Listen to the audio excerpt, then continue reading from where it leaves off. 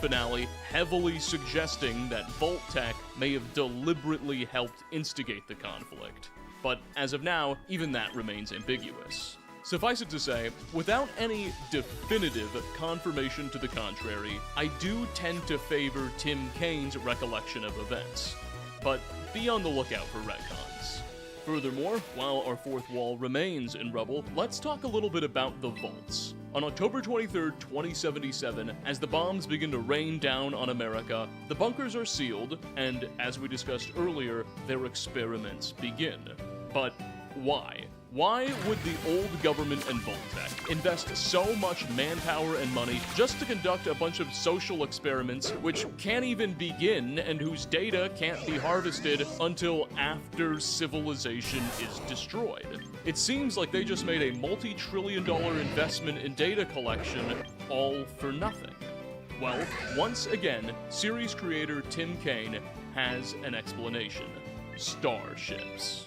In a video posted to his YouTube channel, titled The True Purpose of the Vaults, Kane revealed that in his original vision, the Enclave had been planning to abandon Earth long before the bombs fell. With nuclear war on the horizon and the planet gripped by a seemingly inescapable resource shortage, senior officials made the decision that the faction ought to relocate to the stars. However, the Enclave was also aware that the United States was centuries away from spaceflight technology, and the bombs were certain to arrive well before then. Thus, plans were made not only to survive the Great War, but to continue to advance aerospace research even after civilization collapsed. The vaults were central to this. The social experiments being conducted within them, whether on cryogenic freezing or radiation exposure or weird conflict resolution systems, were all designed to emulate potential conditions that would exist on starships, and the data on this research was meant to be used in their eventual construction. Take a listen. The head of the Enclave and probably the very highest levels of the US government were like, let's build a starship and take it. There's no good planets to go to in our solar system. We'll take it to nearby stars. But that will take forever. So it has to be a multi-generational starship. And the only technology we know how to build is atomic power. So we can make an atomic power plant for a starship that would last hundreds of years, but nothing else we know how to do. We don't know how to feed the crew. We don't know how to put the passengers in suspended, cryo storage, and also it would have to be for hundreds of years. Is that safe? Would that work? So of course, Vault-Tec director, not being the nicest person in the world, would probably have just said, why don't we use the vaults to figure out the technology we need in the ship? Now, once again, just because these were the ideas of the original creators of the franchise doesn't necessarily mean that they remain canon today. The astronomical implications of vaults are not confirmed in any of the games themselves, and it's possible that Bethesda has very different ideas since their acquisition of the IP. Furthermore, once again, it's possible the show decides to lean in a different direction as well. Throughout the Fallout show's pre-war flashbacks, we get several opportunities to observe upper-level discussions held by the Vault-Tec company, and nowhere does space research come up. In fact, the season finale to Season 1 suggests that private investors were able to set up their own social experiments. Now, personally, I do actually think Bethesda and Amazon will ultimately stick with the space narrative. Fallout 4 contains all these little hints and references to something going on the moon's surface. Fallout 4 also revealed that detail of a planned Mars mission that was meant to launch in 2078, just a year before the bombs fell. I do think the show will eventually come around to emphasize this idea in good time. But that's just my theory. It's not canon. Okay, so with all of that preamble out of the way, let's return to our timeline. All sources suggest that the day the bombs fell, the President of the United States and many senior Enclave officials were safe and sound on the Poseidon Energy oil rig about 130 miles off the coast of San Francisco. But this control station enclave was just one of several enclave safe havens spread across the United States. We have intimate knowledge of at least one other. Beneath the White Springs Hotel and Resort in West Virginia, a different massive compound was built for high-ranking members to wait out the worst of the apocalypse. This White Springs bunker was meant to house several senior cabinet officials, including the Treasury Secretary and the nation's Secretary of Agriculture, as well as many congressmen. But almost as soon as its door was sealed, all non-clave-aligned elected officials were executed. A unique situation developed at the White Springs, as the Enclave personnel here almost immediately lost contact with the rest of the faction, including, but not at all limited to, the president at the Poseidon rig. A brief power struggle ensued, and in the end, Agriculture Secretary Thomas Eckhart was proclaimed acting commander-in-chief of this small Appalachian enclave. He would soon formally begin calling himself the President.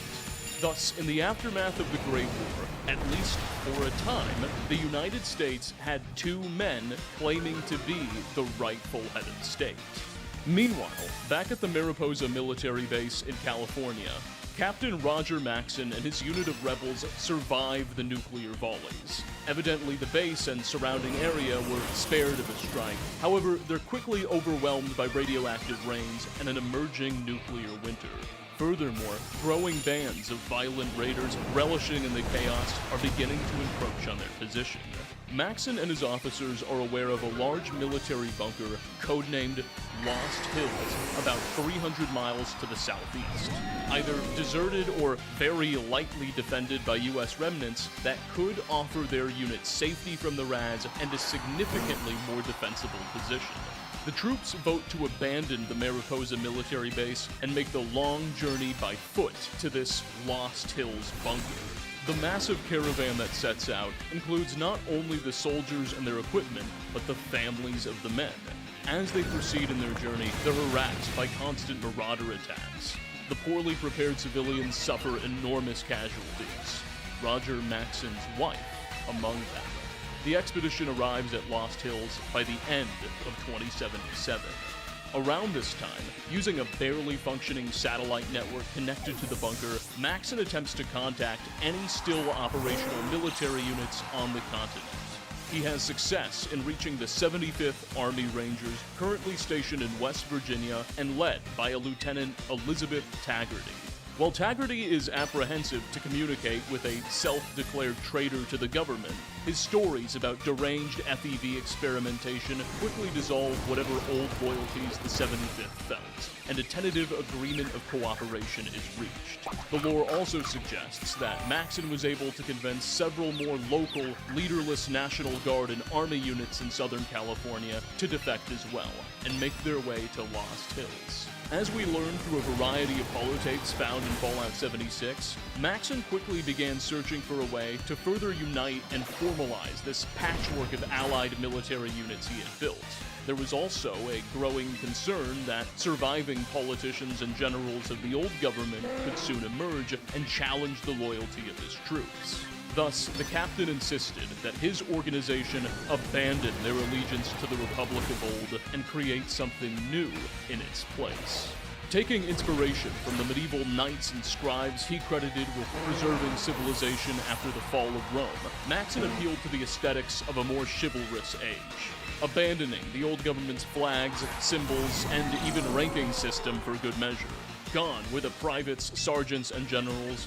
Now men would be initiates, knights, and paladins. And where the former military had sworn itself to a constitution and a federal republic, the new order would serve a very different purpose. It would dedicate itself to ensuring that history did not repeat, standing as a bulwark against the horrors of unchecked biological experimentation and nuclear annihilation. such that future generations could be spared the same fate. This new Brotherhood would dedicate itself to preventing the technologies that destroyed the last world from falling into the wrong hands and doing it again in the new one. Maxon and his units would commit themselves to scouring the land and securing any piece of valuable pre-war tech, so as to ensure they could never be used so irresponsibly once again.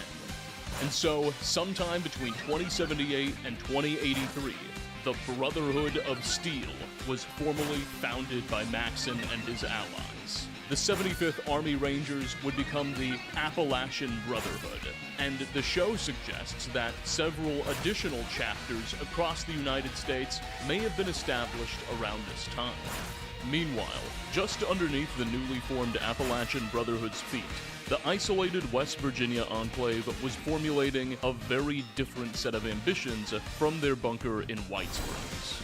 President Thomas Eckhart, a lifelong anti-communist, decided that his nation's top priority ought to be a continuation of the Sino-American War. To that end, he resolved to take control of the many unspent nuclear weapon silos across Appalachia and fire their missiles at China, raining a second volley of atomic fire upon America's enemy. Alas, Eckhart's plan was obstructed by the fact that the Appalachian Automated Launch System, or AALS, did not consider him to be a valid commander-in-chief, for it knew that the real one was out in the Pacific. Thus, the AALS could not be made to fire unless the situation was deemed extremely critical. That is to say, unless the regional DEFCON level was raised to 1. The Enclave therefore resolved to begin unleashing as much chaos and disorder as possible upon West Virginia in an effort to create the conditions necessary to take over the launch systems. To this end, by 2083, Enclave scientists made a startling breakthrough. Experiments on irradiated bats led to the creation of monstrous entities dubbed the Sierra Bravos, or Scorched Beasts. Giant, violent, radioactive winged creatures who seemed to infect those around them with a strange pestilence that was not yet fully understood by research teams. In 2086, against the protests of his officers and general staff, Eckhart, now enraged by his failures to manipulate the DEFCON status by other means, elected to release a horde of these scorched beasts upon the outside world. Prior to the release of these monsters, society in Appalachia was seeing something of the beginnings of a recovery. The Brotherhood, while nominally focused on the recovery of technology, had aligned itself with more civilian groups, and a number of human settlements had been thriving. All this came to a screeching halt with the release of the Scorched Beasts. As if their violent attacks on communities weren't enough, the pestilence that followed the Sierra Bravos was arguably even more devastating. The Scorched Plague, as it became known, infected human and animal hosts through contact with airborne droplets from the strange clouds that followed the creatures. At first, an infected host's skin begins to darken, then break out in painful, burning lesions. Within a matter of weeks, the disease would take over one's nervous system, causing extreme aggression and a fundamental loss of identity. It effectively just turned people into an even more formidable type of feral ghoul, though those infected with the plague would retain enough of their motor skills that they could still operate basic weaponry. Finally, after about a year or two of infection, the disease matures by reducing one's mobility to a standstill, eventually leaving them in a frozen, petrified state. Together, the Scorched Beasts, its plague, and the growing army of zombified scorched humans completely reversed the recovery of Appalachia, transforming the Shenandoah Valley into a place more horrifying than it was when the bombs fell. Eckhart's plan ultimately succeeded. The resulting devastation caused the AALS to recognize a DEFCON level of 1. However, his lieutenants, by now thoroughly disillusioned with his insanity, organized a coup in the White Springs bunker. In the resulting struggle, the AI that controlled the base, known as Modus, fearing it would be shut off, elected to fill the compound with poison gas, wiping out the entire Appalachian enclave in the span of a few minutes. Eckhart, his supporters, and opponents were all dead by December of 2086. The West Virginia Brotherhood tried to put up a fight. For years, they battled hordes of Scorched, both beasts and men, but in the late 2090s, the old pre-war satellite network that kept them in communication with Roger Maxson and the rest of the Brotherhood back at Lost Hills finally began to fail, as the unmaintained satellites could no longer hold their signals. Contact with headquarters in California came to a sudden halt. Isolated, undersupplied, and beleaguered, Taggarty and her men continued to war with the Scorched until 2095, where they made a last stand at Fort Defiance, an old insane asylum, against what proved to be a final, insurmountable swarm of Scorched and beasts. Here, the entire chapter would be cut down to a man. The state of life in the Shenandoah Valley would remain pretty bleak for the next 7 years, as the region remained ravaged by all the horrors unleashed upon it by the Enclave, with no meaningful resistance until 2102. That spring, now 25 years after the Great War, saw the opening of Vault 76, one of the few control vaults constructed in the pre-war period that functioned exactly as advertised. No experiments, no tricks, just safely preserved human life for a quarter century, long enough to raid out the Rads and whatever pre-war planners hoped would be the worst of the chaos. As fate would have it, the dwellers of 76, who had enjoyed 2.5 decades of privilege and luxury, suddenly found themselves thrust into a world more cursed than the one created by the bombs. Most died within a few weeks. However, a scarce few, including the Overseer, proved more scrappy than the rest. The Overseer in particular, while having presided over no experiment, was secretly ordered by Vault-Tec upon the opening of 76 to quickly take control of the Appalachian nuclear missile silos, now conveniently ready to fire at DEFCON 1. With the help of some nameless dwellers, she succeeded in her mission, but not before losing faith in Vault-Tec as a company. In the end, the Overseer and her dwellers would choose to violate their directive by unleashing the West Virginia nuclear missile arsenal upon a number of significant Scorched beast nests in the region, in spite of any order to do so. This final atomic bombardment is how the main story of Fallout 76 concludes, as the Overseer wonders aloud if 76's real experiment was to see what its dwellers would do with such an arsenal.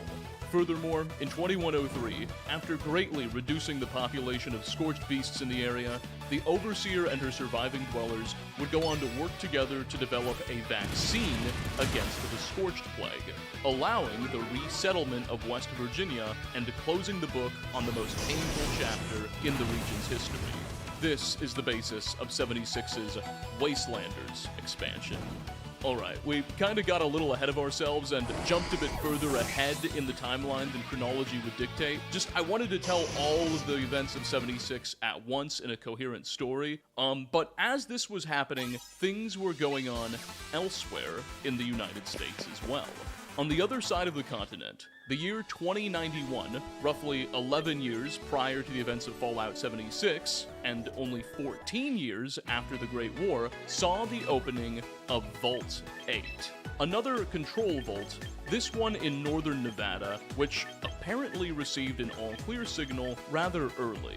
Instead of starting from scratch and going for broke in the open wasteland, the dwellers of Vault 8 would instead choose to remain close to their old home, building a settlement right outside of the bunker's doors. Aided by some of their shelter's still functioning life support systems and defenses, the community being built by 8's inhabitants, soon to be known as Vault City, would slowly grow into one of the West Coast's most prosperous ones in the coming decades. The new town's founders were also aided by a bit more than just their old home structure.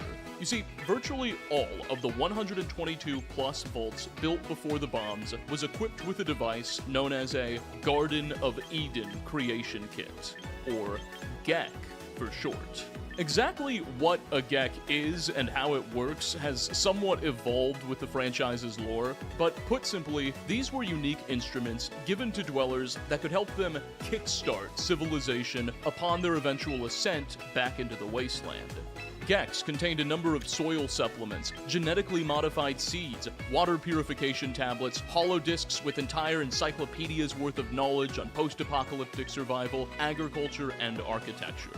The earliest Fallout games also alluded to a more science fiction-inspired utility as well. Fallouts 1 and 2 suggested that Gex contained cold fusion nuclear reactors for energy production, though the Fallout TV show seems to retcon this. The vibe from the show was that cold fusion was extremely rare and only one reactor had been created. Whatever the case, with the help of their old vault and the Garden of Eden creation kit, Vault City's prosperity was almost guaranteed from the start.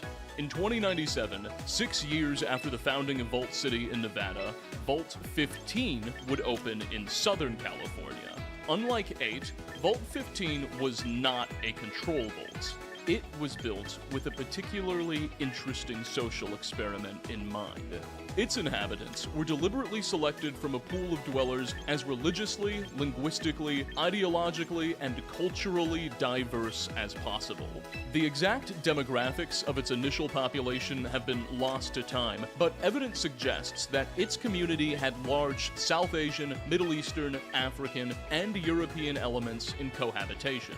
Bit of an aside, but you'll note that Vault 15's lore was all written during the development of the first Fallout game by Tim Kaine and Company, who themselves were anticipating each experiment to be relevant to social organization aboard a long-term interstellar flight. You can imagine how such a vault's results would be useful in determining the composition of crews and passengers for such flights across the stars. Anyway, by 2097, just 20 years after it initially sealed, order within Vault 15 had begun to break down. What were initially small-scale, petty disputes had erupted into full-fledged factional strife that had torn the society apart. To make matters worse, anticipated population control systems, whatever that alludes to, had failed, and the structure was now solidly overcrowded. And so, by the spring of that year, the decision was made to open Vault 15 and allow its residents to try their luck in the wastes. While the dwellers of most vaults struggled to adapt in the wasteland above, 15's residents were uniquely scrappy from the decades of shortages and factionalism that plagued their home. Now armed with modern weapons and free from their confinement, many of these dwellers would go on to found some of the West Coast's most pernicious and powerful raider gangs. Perhaps the most notable of these emerging bandit outfits would be the Khans, an especially savage syndicate that modeled their way of war after the Mongol Khans of old, whom they read and learned about back in the vaults. Their organization would continue pestering the American West for centuries to come.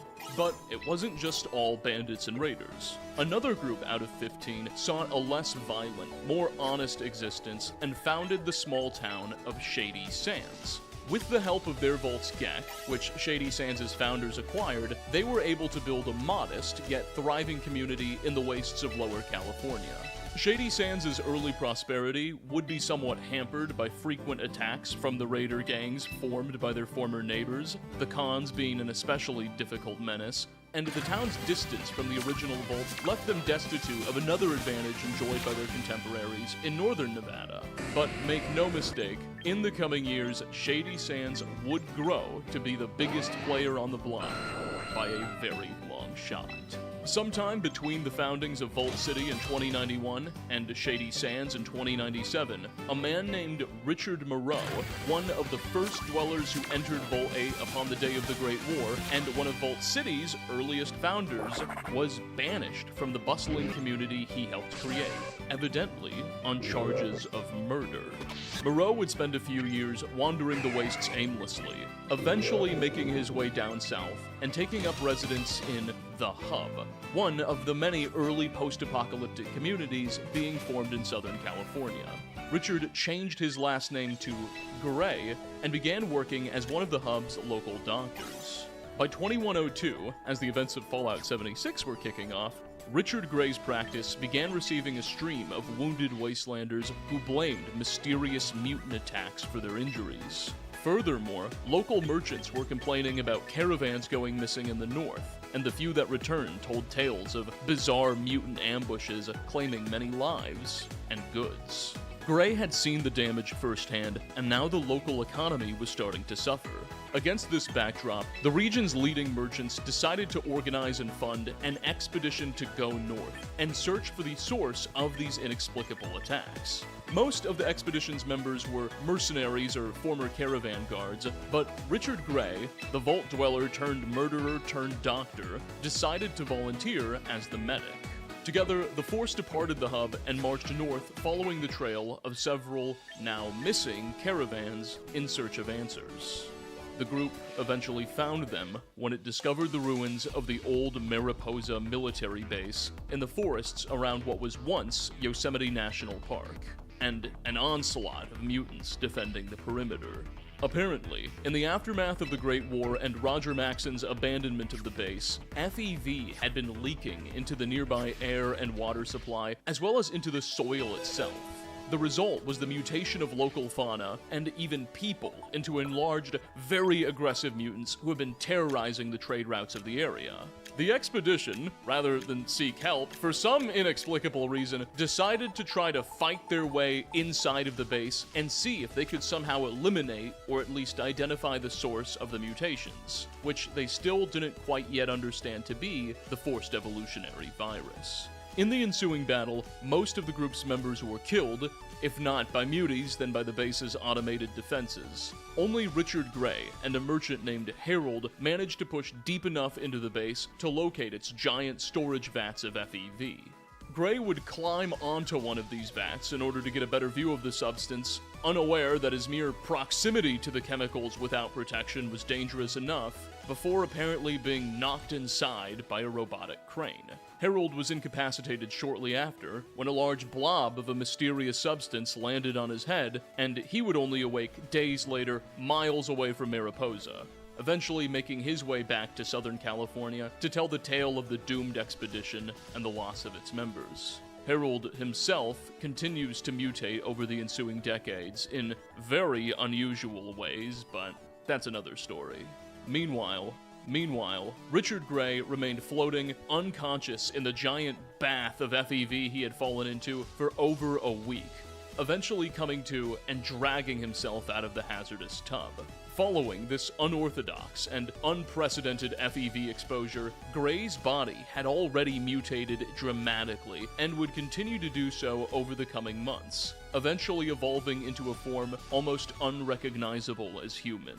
By mid-2103, Richard Gray was able to reliably create super mutants out of captured wastelanders dipped into a special modified vat of FEV.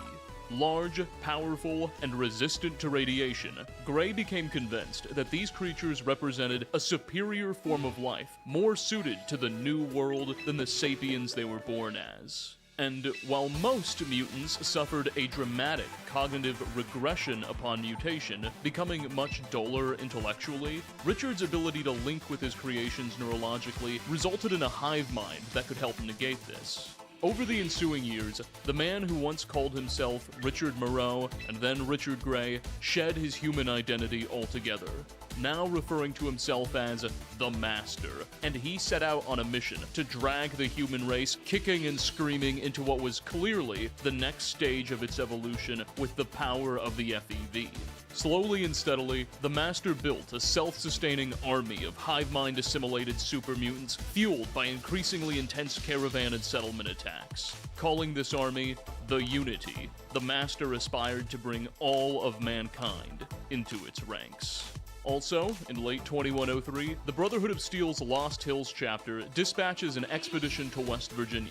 Led by a paladin Leia Romani, their mission is to re-establish contact with the Appalachian chapter. Shortly after arriving, the group discovers that said chapter was destroyed, and embarks on a mission to support the region's local population in hopes of acquiring new recruits, beginning the events of Fallout 76's Steel Dawn expansion.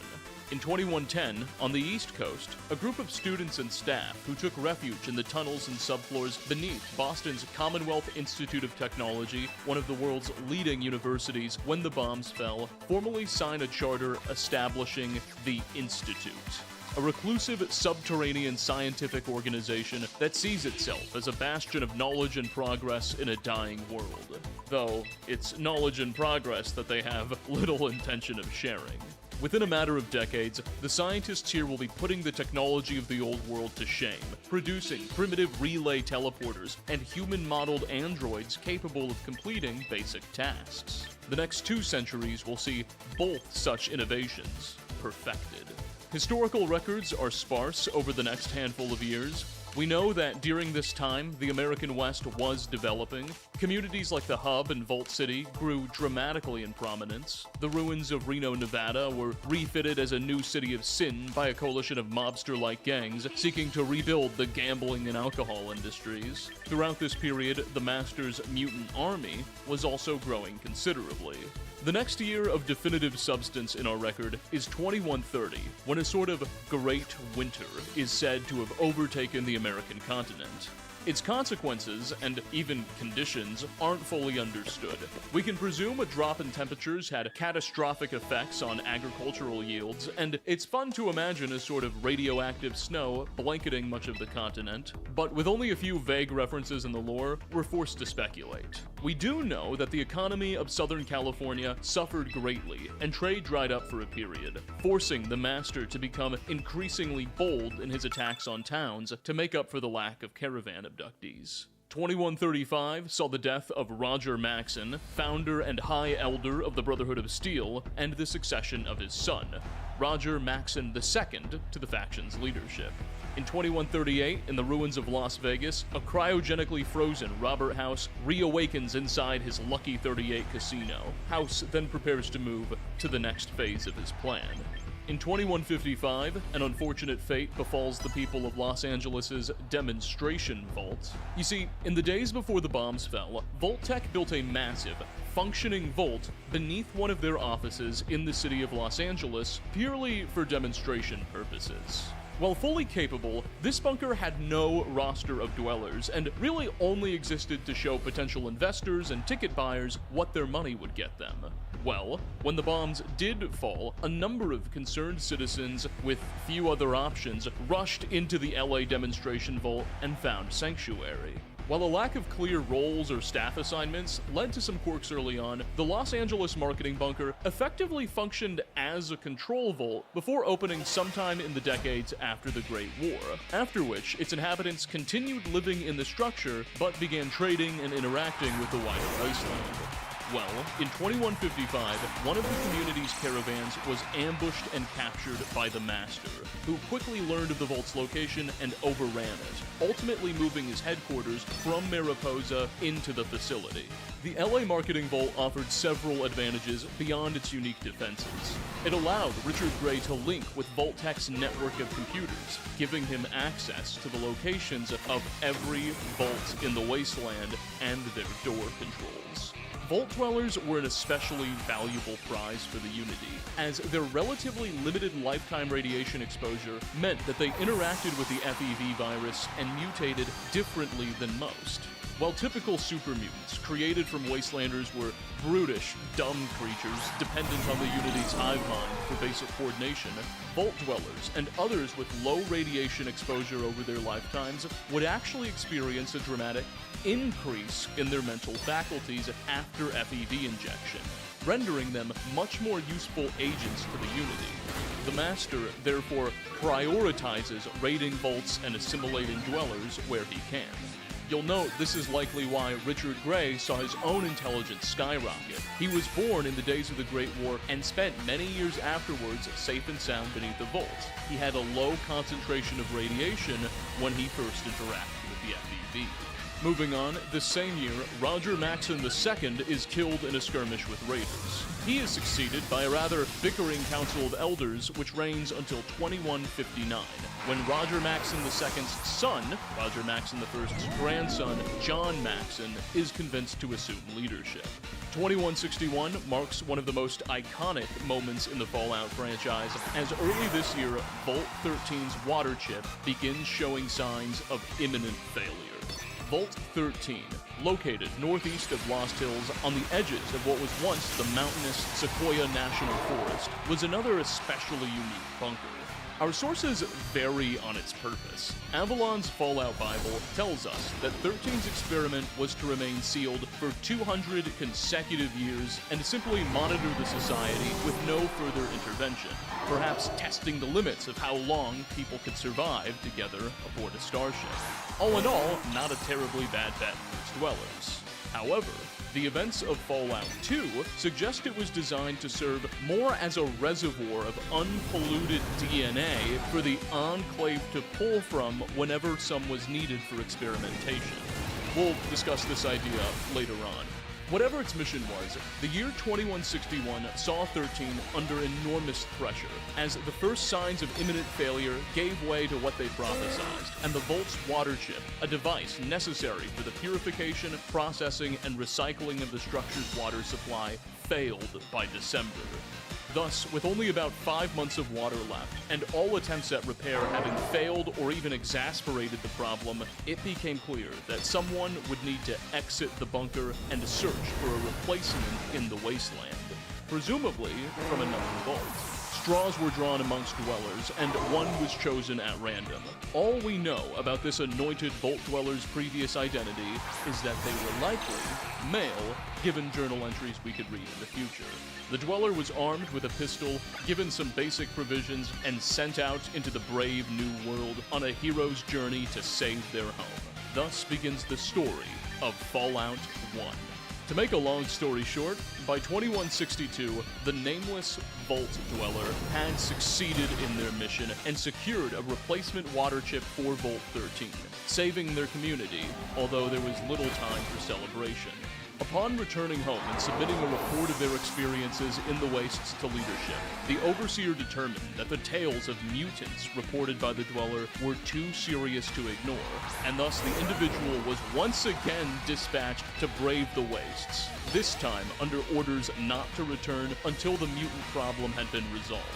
In truth, the Overseer was just looking for an excuse to be rid of 13's hero, whose stories about life above ground could disrupt the bunker's social status quo. It's a complete coincidence that as all of this was happening, the Master, now based out of the Los Angeles Control Vault, had indeed been preparing to raid 13 to assimilate its dwellers into the Unity. By now, the Master's forces had ballooned into an army of tens of thousands of super mutants, including a great many more intelligent ones created from less irradiated humans, nicknamed the Nightkin. And plans were formed for imminent, much larger scale attacks on the communities of Southern California, including the Hub, Shady Sands, Junktown, and of course the Vaults. However, through their own cunning, and perhaps some intelligence courtesy of the Brotherhood of Steel, the Vault Dweller was able to identify this plan, infiltrate the Master's headquarters beneath the Los Angeles Vault, and slay the creature that was once known as Richard Moreau. Technically, there are a few ways the Master can be defeated at the climax of Fallout 1, but the canon lore explanation is that he was killed when the Dweller sabotaged a nuclear warhead stored by the Unity in their HQ. By late spring of 2161, the Dweller and Brotherhood of Steel forces would combine to attack the Mariposa military base, successfully fighting their way to the base's control terminals and initiating a self-destruct sequence, destroying the compound. With the Master, the nucleus of the hive mind dead, and the source of new mutants now gone, what remained of the mutant army that was once the Unity broke into hundreds of pieces, scattering across the American Southwest. While super mutants would remain a pernicious challenge for the peoples of the area, never again would they pose the existential looming threat that they did under the leadership of Gray. As the decades would tick on, their numbers would continue to thin. Having now saved his people twice, the Vault Dweller expected to receive a hero's welcome upon his return to 13. Instead, he was met outside the door by a stoic Overseer, who revealed that he could not let the player return. Stopping the super mutants was indeed merely an excuse he used in an effort to be rid of the protagonist. Never did the Vault's leader expect the Dweller to come back alone. Betrayed, exiled, and now thoroughly under-socialized, the Vault Dwellers slowly made their way north, accumulating a number of followers. Indeed, we know that after their hero's banishment, a great number of 13's dwellers chose to abandon their Vault and Overseer, joining the protagonist in its travels. At last, in 2167, Fallout 1's main character and his caravan of companions chose to settle down, founding the town of Arroyo in what was once the California-Oregon borderlands. While the super mutant problem may have finally been put under control on the West Coast, on the other side of the continent, a new one was just getting started, as in 2178, the Institute, that society of scientists beneath the city of Boston, began experimentation with their own FEV samples, supposedly secured from old government sites in the region.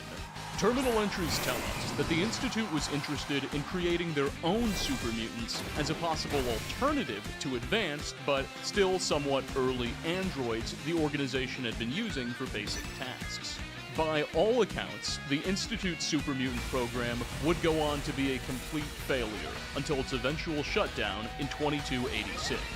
The experiments would consistently fail to produce sufficiently obedient creatures, and above-ground testing would result in the regular release of mutant hordes upon the people of Massachusetts. Not only that, but in order to test super mutant creation, innocent wastelanders were regularly abducted. The world would be considerably less safe as a result of the organization's recklessness. However, the faction would find a different utility for the forced evolutionary virus in the future. In 2180, a large super mutant horde is said to have placed Diamond City under siege. The city is saved when a militia, calling itself the Minutemen, modeled off of early Massachusetts soldiers in the American Revolution, comes to its rescue and repels the attackers. The Minutemen rise to great prominence following this victory. Back out west, with the super mutant problem addressed and trade routes once again bustling, the increasingly developed and interconnected communities of Southern California elected to band together and form the New California Republic, a federation of 5 states with Shady Sands, which by now had grown considerably as the new nation's capital. This NCR was defined by a commitment to restoring the democratic Republican institutions of old, headed not by a warlord or council of aristocrats like most post-apocalyptic states, but by a democratically elected president and Congress. Aradesh, Shady Sands' former mayor, who we could meet in Fallout 1, was elected as the first president of this new California Republic. While still in its infancy, this new nation would quickly grow through diplomacy and conquest to absorb many of its neighbors, ultimately destined to become one of the Wasteland's biggest players. Now, this next detail is also kind of weird for reasons that will be apparent, but during the end credits scene for Episode 5 of the Fallout TV show's first season, we get a look at several copies of a textbook titled The New California Republic, sitting in a locker in the ruins of Shady Sands' elementary school. And spoiler alert, while this is still a ways away, the TV show does reveal that Shady Sands will be destroyed. This textbook, which is presumably some sort of history of the NCR, was first checked out in February of 2189, according to the library stamps we can see on it. Presumably, this was used in the school curriculum of the NCR in its later years. It's kind of odd that a full-fledged NCR history textbook was printed and in libraries in February of 2189, the year the Republic itself was founded. What history is there? Perhaps the text focuses more on the foundations of the Republic. One theory I really like is that maybe this book was written before the foundation of the NCR to advocate for its eventual establishment and later became a part of the educational curriculum. You know, kind of like how Thomas Paine writes Common Sense to advocate for American colonial independence, and then we all have to read it in high school. But even more bizarre, the book's author is clearly printed as Kate Williams, the name of the scientist credited with creating cold fusion in the pre-war days. The Fallout TV show does go on to admit that Kate Williams somehow not only survived the Great War, but largely resisted aging altogether, and had some sort of affiliation with NCR operatives as of 2269. I had always assumed that she just cryogenically froze herself up to that point, but apparently not. Evidently more than 100 years before her appearance during the events of the show, but well after the bombs fell, Kate Williams was something of an author during the formation of the NCR. Perhaps she was one of the Republic's early architects, or maybe the showrunners messed up their chronology a bit.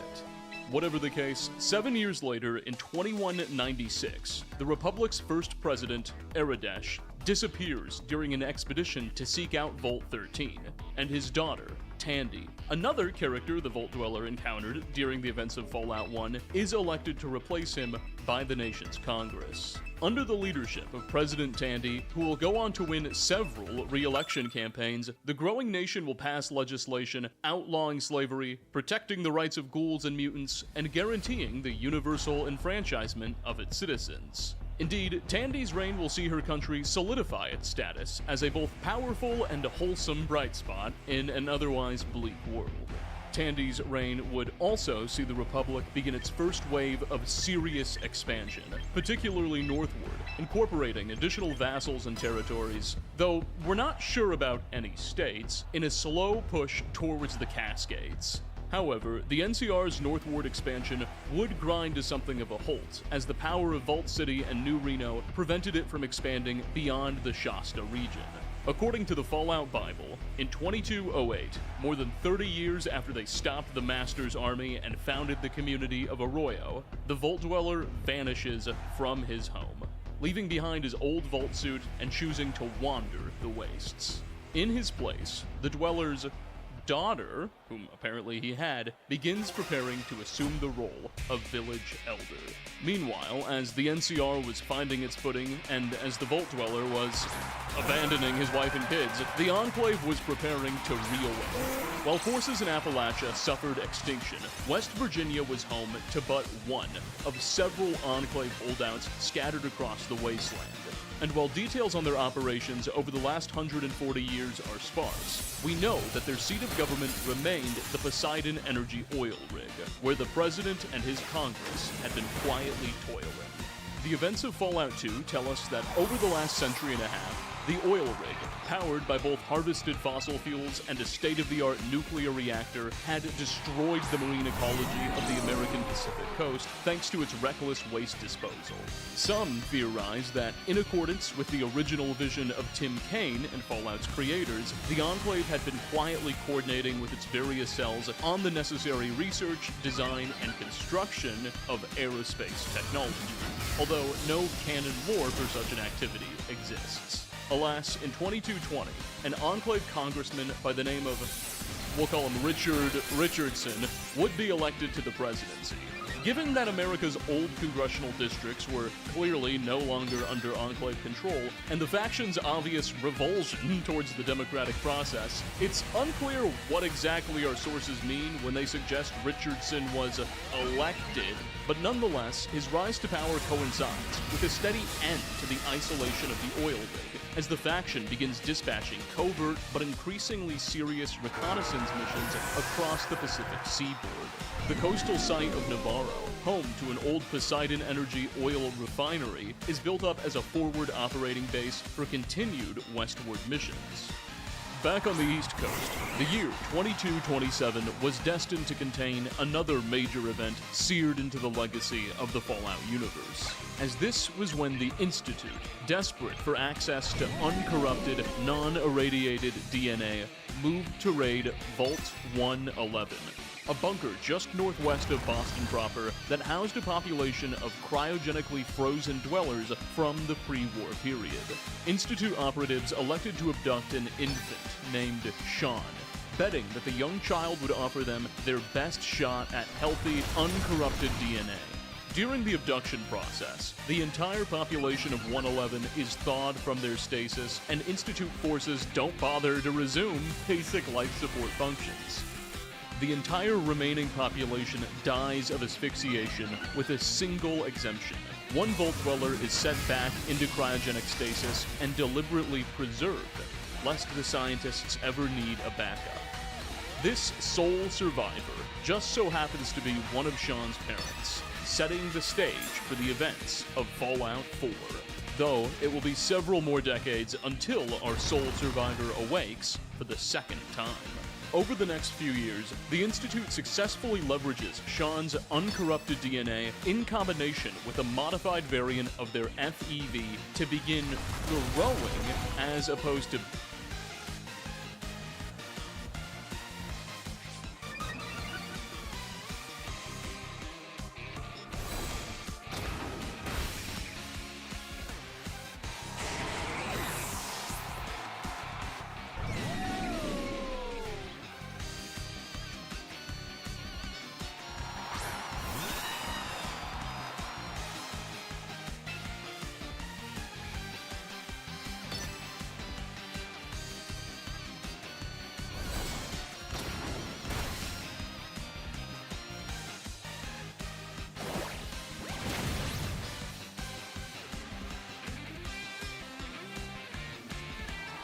building from steel a new type of android.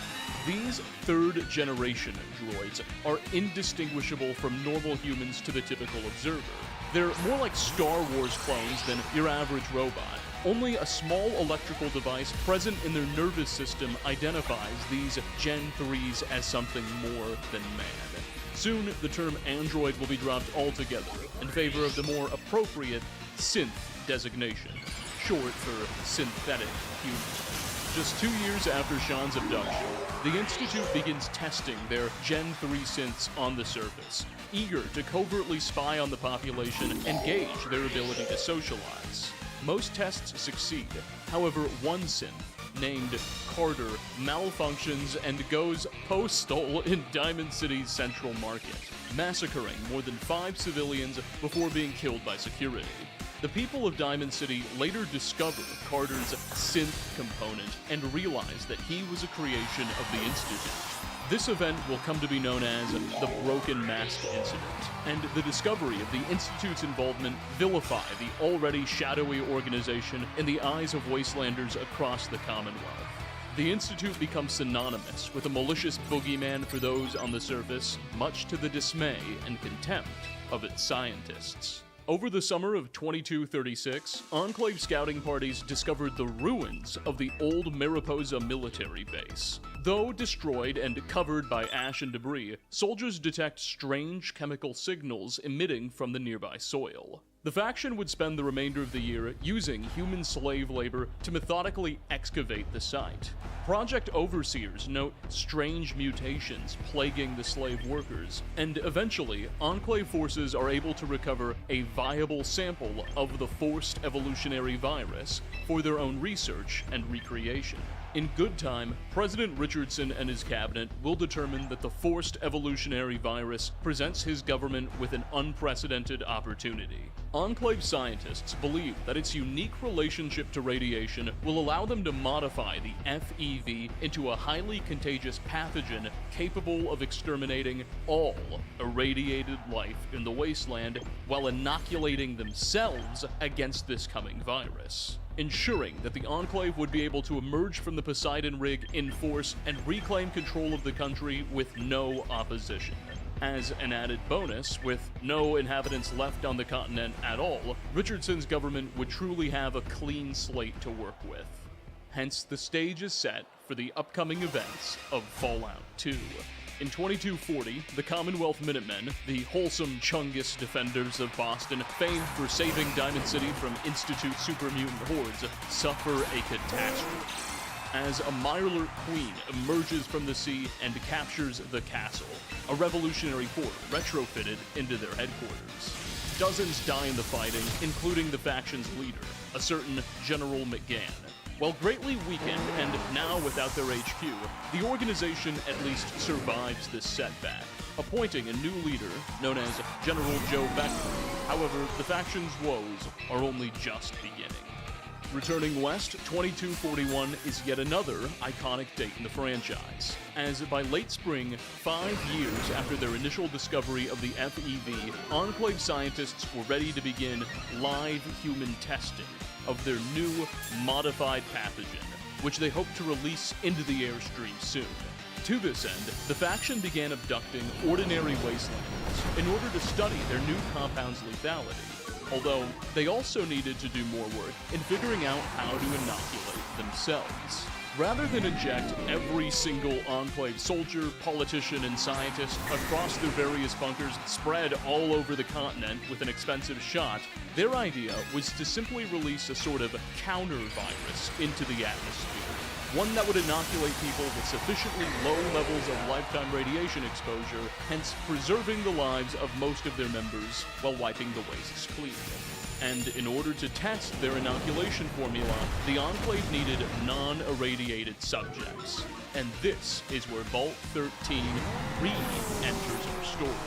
Contrary to Avalon's account in his Fallout Bible, the opening scenes of Fallout 2 reveal that 13's true purpose was to serve as a literal vault of non-contaminated DNA for later Enclave forces to draw from when the time came. And now, that time was here. By May of that year, the Enclave sends a bogus, all-clear signal to the dwellers of 13, who respond with jubilation, opening their doors to what they think are friendly government forces here to help them rebuild, but are actually Enclave assault squads, who abduct the population and massacre dissenters. Meanwhile, the town of Arroyo, that community founded by Vault 13's famous savior, who's now long gone, is suffering its own crisis. A drought across the American Northwest had led to a series of devastating crop failures, and famine is on the horizon. Desperate to avoid catastrophe, Arroyo's elder, the daughter of the original Vault Dweller, orders her child, dubbed the Chosen One, to scour the wastes in search of a device her father taught her about, a Garden of Eden creation kit, which she believes may contain the necessary technology to relieve drought conditions. And so begins the story of Fallout 2. Fallout 2's playable world space encompasses much of Northern California, rather than the southern region of the state, like we saw in Fallout 1. However, there is some overlap. The Chosen One can revisit Shady Sands, which by now has grown into what can reasonably be called a truly thriving city, as the capital of the new California Republic. It's now several times the size we last saw it in Fallout 1. Its streets are paved, its population is quadrupled, and in the newly built NCR Hall of Congress toils its president, Tandy, whom the Chosen One can meet and ask about her relationship with their grandfather. One of the decisive themes of Fallout 2's story is the growing power of the Republic, which by this point is something of a nascent empire, and it struggles to firmly control Northern California in the face of Vault City and New Reno's competing spheres of influence. The area around what was once the community of Redding proves to be a particularly decisive arena, as all three players jockey for control of the region's gold mines. In theory, the player is able to resolve this conflict in favor of whichever faction they prefer. However, the canonical resolution to this debate sees the Chosen One's side with the NCR, and ensure the Republic's annexation of the region with the help of some local political supporters. Redding is eventually given a seat in the NCR Congress, and seems to acquire statehood, much to the frustration of Vault City and New Reno, who find themselves in a much weaker relative position afterward. Anyway, while the Chosen One was out and about, determining the fate of nations and scouring the frontiers of the NCR for a potential GECK, the Enclave, always eternally hungry for wastelanders to experiment on, raided Arroyo, burning it to the ground and abducting the village's population for further FEV research.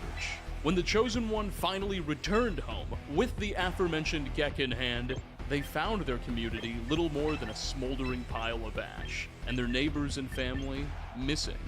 Following an inquiry across the wastes of Northern California, this nameless hero inevitably learned of the Enclave's blame, and the location of their headquarters on the Poseidon Energy rig. Through contacts in San Francisco, the Chosen One sailed out to this HQ aboard an old oil tanker, the PMC Valdez, and infiltrated the Enclave's capital, quickly locating both their old neighbors and many of the recently abducted Vault 13 dwellers as well, before deliberately sabotaging the grid's energy reactors and triggering a nuclear runaway. destroying the oil rig and wiping out the Enclave's top political, military, and scientific minds, as well as their genocidal plans for the wastes, and so concluding the events of Fallout 2.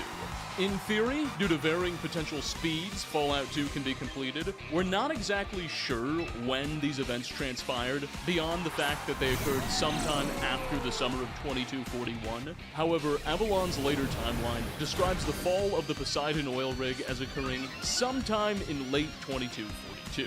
The Chosen One and their band of Vault 13 and Old Arroyo refugees, with the help of the Geth, would go on to re-found Arroyo near the original village's site. While it almost certainly wasn't built in a day, Arroyo would steadily grow into one of the Northwest's largest communities, and sometime over the next 40 years, it would be annexed into the NCR and granted statehood. Furthermore, while we don't know exactly when, a similar fate would soon befall the now isolated communities of Vault City and New Reno.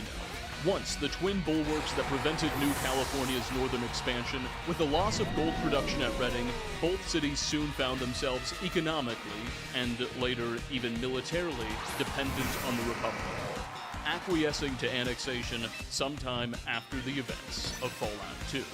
We know that New Reno's admission was somewhat on its own terms. The canon ending in Fallout 2 has the pro-NCR Bishop family dominating their pro-Enclave and independence rivals, securing not only the town's statehood, but their own prominence in California's Congress. Although the terms of Vault City's union are less clear. Some endings suggest a mutually beneficial, consensual admission into the country. Others imply their admission was imposed on them. Furthermore, following up on the destruction of the Poseidon Energy oil rig, around the year 2246, NCR and Brotherhood of Steel forces teamed up to drive what remained of the Enclave out of California, besieging and ultimately destroying a number of outposts and bunkers across the region, including the large forward base at Navarro, which after the loss of Control Station Enclave had briefly been the faction's de facto capital. Humiliated and directionless, what little remained of the faction's forces found themselves facing their biggest crisis since the Great War, maybe even bigger, one which would ultimately be exploited by an unlikely candidate. You see, on the outskirts of Washington, D.C. was Raven Rock, a state-of-the-art Enclave military bunker that, for whatever reason, was abandoned either shortly before or right after the bombs fell. Like many Enclave facilities, Raven Rock was built to be managed by a highly advanced AI supercomputer that would handle its communications, monitor inventories, and oversee the automation of security. But over the last 2.5 centuries, with no inhabitants to deal with or answer to, Raven Rock's AI gradually grew increasingly self-aware and bored. The computer's own terminals, which we can later read during the events of Fallout 3, reveal that to busy itself, the computer spent countless years digging through old American government archives and developed a particular fascination with biographies of American presidents. Bit of an aside, but on some government terminals in Fallout 76, we can read about the Raven Rock AI asking other Enclave computers and other bases if they're as excited about the lives of past presidents as it was, to which the other computers are just completely confused. Anyway, after 250 years of boredom and accumulating fun American history facts, the destruction of Control Station Enclave presented the Raven Rock AI with an unprecedented opportunity. As the dislocated, demoralized remnants of the Enclave scattered across the faction found themselves aimless, the Washington, D.C. supercomputer sent out a message, declaring itself to be John Henry Eden, the rightful President of the United States, and ordered any units capable to retreat to Raven Rock, a fully functional, powered, and generously stocked base from which the Republic could fight on. Desperate for any direction at all, several remaining units answered the call. the largest being one from California, fleeing the recent defeat at Navarro, led by a high-ranking scientist known only as Dr. Autumn. That this group was led by a scientist and not a ranking military officer goes to show just how much of a beating the faction had taken on the West Coast. Over the course of several years, Dr. Autumn would lead his men across the ravaged American wasteland and arrive at Raven Rock to fight another day, where only Autumn himself and a few senior officers would learn the truth about President Eden's nature, a secret they reluctantly concealed for the sake of cohesion. The coming decades would see the Capital Wasteland Enclave continue to rebuild and even recruit, expanding their presence to several additional, albeit smaller and less technically advanced bases in the region. A particularly strong presence would come to grow out of the old Adams Air Force Base, north of DC proper. Also, in 2246, a 20-year-old anthropologist named Edward Sallow, working on behalf of the Followers of the Apocalypse, an NCR-based scholarly and charitable society, is dispatched from Southern California to the Grand Canyon region of Arizona in order to study the languages that have emerged out of the various tribes. Along the way, Sallow stumbles upon a trove of historical documents, including Edward Gibbon's once famous 6-volume The Decline and Fall of the Roman Empire, and Julius Caesar's own memoirs of his campaigns in Gaul. The books leave a major impression on the bored young man. By 2247, Sallow and his companions had made contact with the Grand Canyon tribe known as the Black. But a series of misunderstandings leads the tribe to detain Sallow and company. It's unclear if they were being held for ransom or imminent execution. Rather than accept his fate, the 20-year-old linguist, recognizing that his captors are fighting a series of losing wars with their neighbors, offers to teach the Blackfoot a variety of tactics he learned from his Roman history books. The resulting strategies and emphasis on merciless total war are so successful, he's made into the Blackfoot's war chief, and the clan quickly goes on to conquer and absorb its neighbors. Euphoric to the point of delusion with his newfound power and success, Edward Sallow resolves to create an empire modeled on the Roman legions of old. Rejecting his birth name and declaring himself Caesar, the new ruler is convinced that the disparate identities of the West's tribes are leading them to waste time on interscene violence, and he resolves to absorb them all into his new legion. In 2248, Caesar, Caesar, Sallow, the Emperor, whatever you want to call him, begins conquests around the old 4-state border of Colorado, Utah, Arizona, and New Mexico, with devastating results. This same year, Tandy, the now 103-year-old multi-term president of the NCR, passes away peacefully in her sleep, and is replaced by her vice president, Joanna Tippett. Also, roughly 2,400 miles away, back in the Capital Wasteland, somewhere around this time, a team of scientists begins studying the feasibility of water purification on a large scale, hopeful to one day provide clean water to the people of DC. They set up shop in the abandoned Jefferson Memorial, believing the monument's proximity to the tidal basin makes it an ideal candidate for the site of a major purifier. This is the origin of what will come to be known as Project Purity. According to the Fallout New Vegas official game guide, the year 2253 sees a caravan of NCR traders massacred by marauders in the Mojave Desert. The nation is incensed and deems President Tippett's reluctance to deploy troops as timid. Congress removes the former vice president from office, replacing her with Wendell Peterson, an unremarkable but war-hungry man who immediately deploys 3 battalions of infantry to fight raiders in the region. We also know that it is around this time that, despite nearly a century of cooperation, or at the very least mutual tolerance, relations between the NCR and Brotherhood of Steel begin to break down. As explained by Josh Sawyer, New Vegas' game director, in a 2010 interview, roughly a decade and a half after the events of Fallout 2, so around 2253, the two factions entered open conflict over the NCR's refusal to turn over various pieces of technology to the elders at Lost Hills. The exact course, scale, and scope of this war remains somewhat mysterious. Various developer statements, mostly from Josh Sawyer, allude to several attacks by the Brotherhood on the Republic's treasury and gold reserves, devastating California's economy, at least initially. However, over time, the NCR's numerical and manufacturing superiority would begin to weigh on the Knights and Paladins, greatly thinning their numbers. As far as we know, Lost Hills itself and several Brotherhood bunkers across California would still hold out for many, many years to come.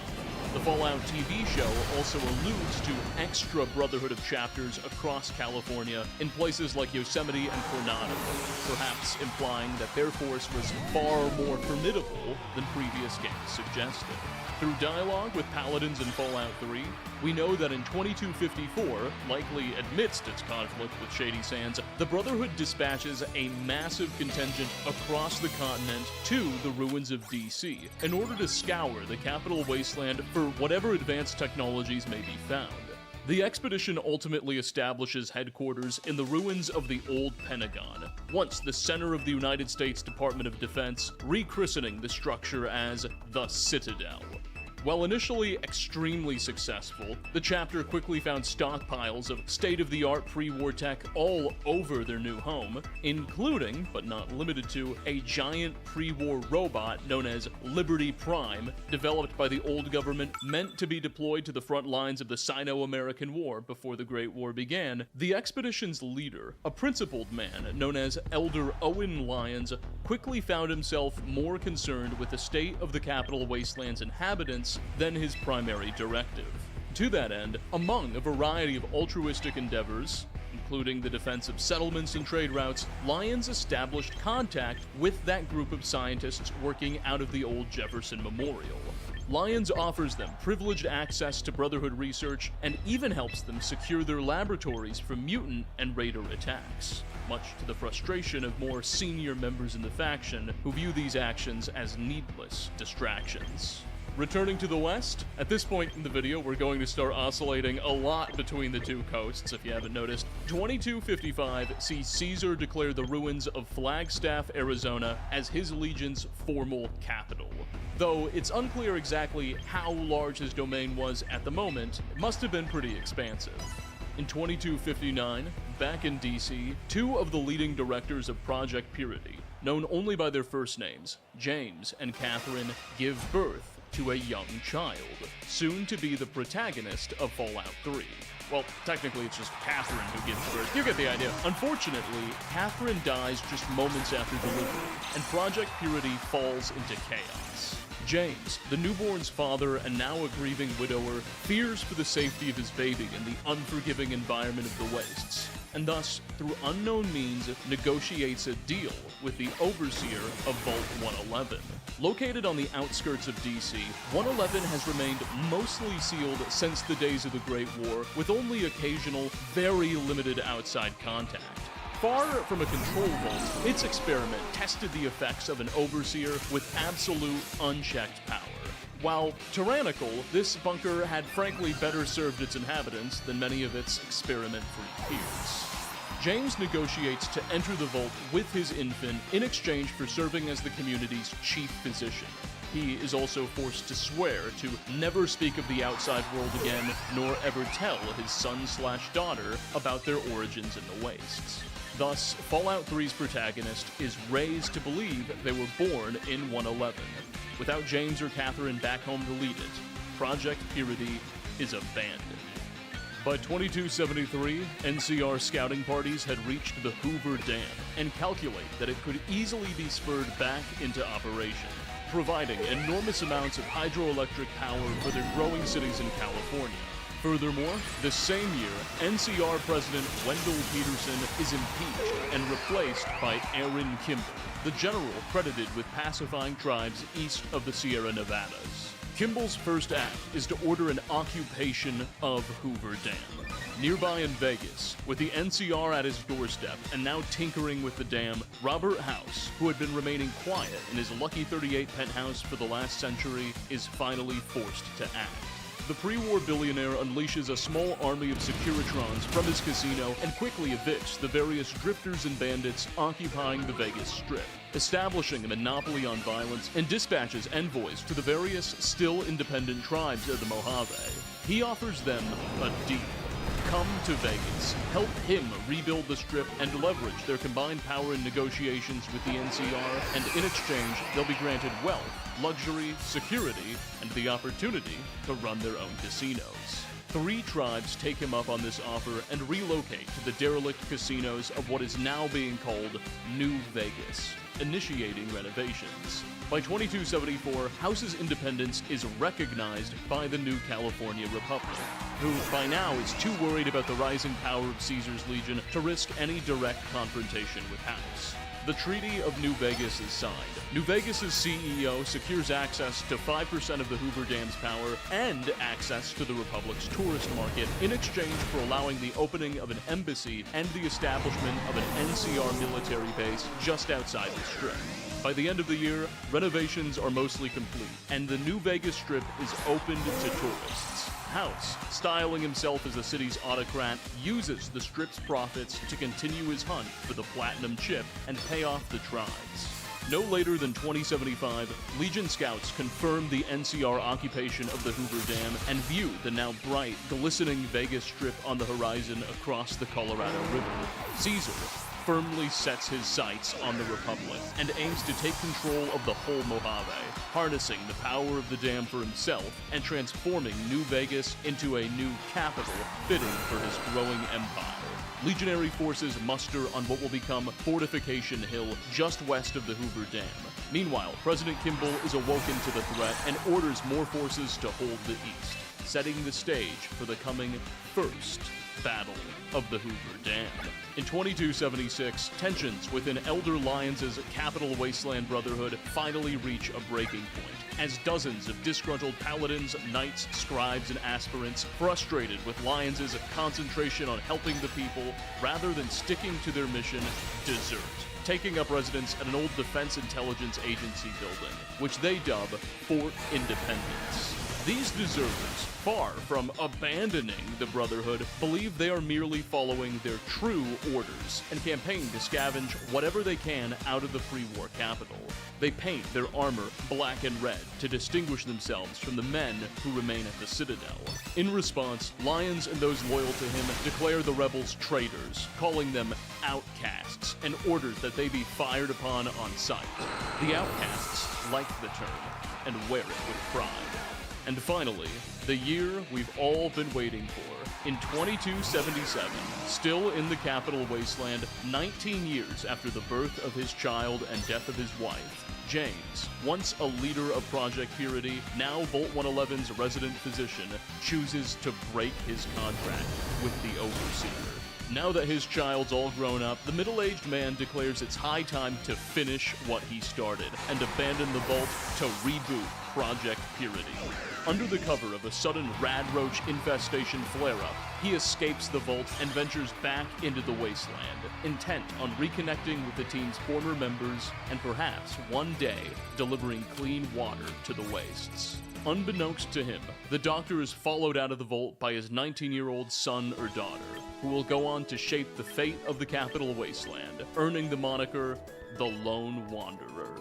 James and the Wanderer ultimately reunite and return to Project Purity, reconnecting with some of the team's former members. It's quickly determined that all that's needed to not only restart, but complete the project is a GECK, or Garden of Eden creation kit from one of the Vaults of the Wastes, which is quickly located by the Lone Wanderer.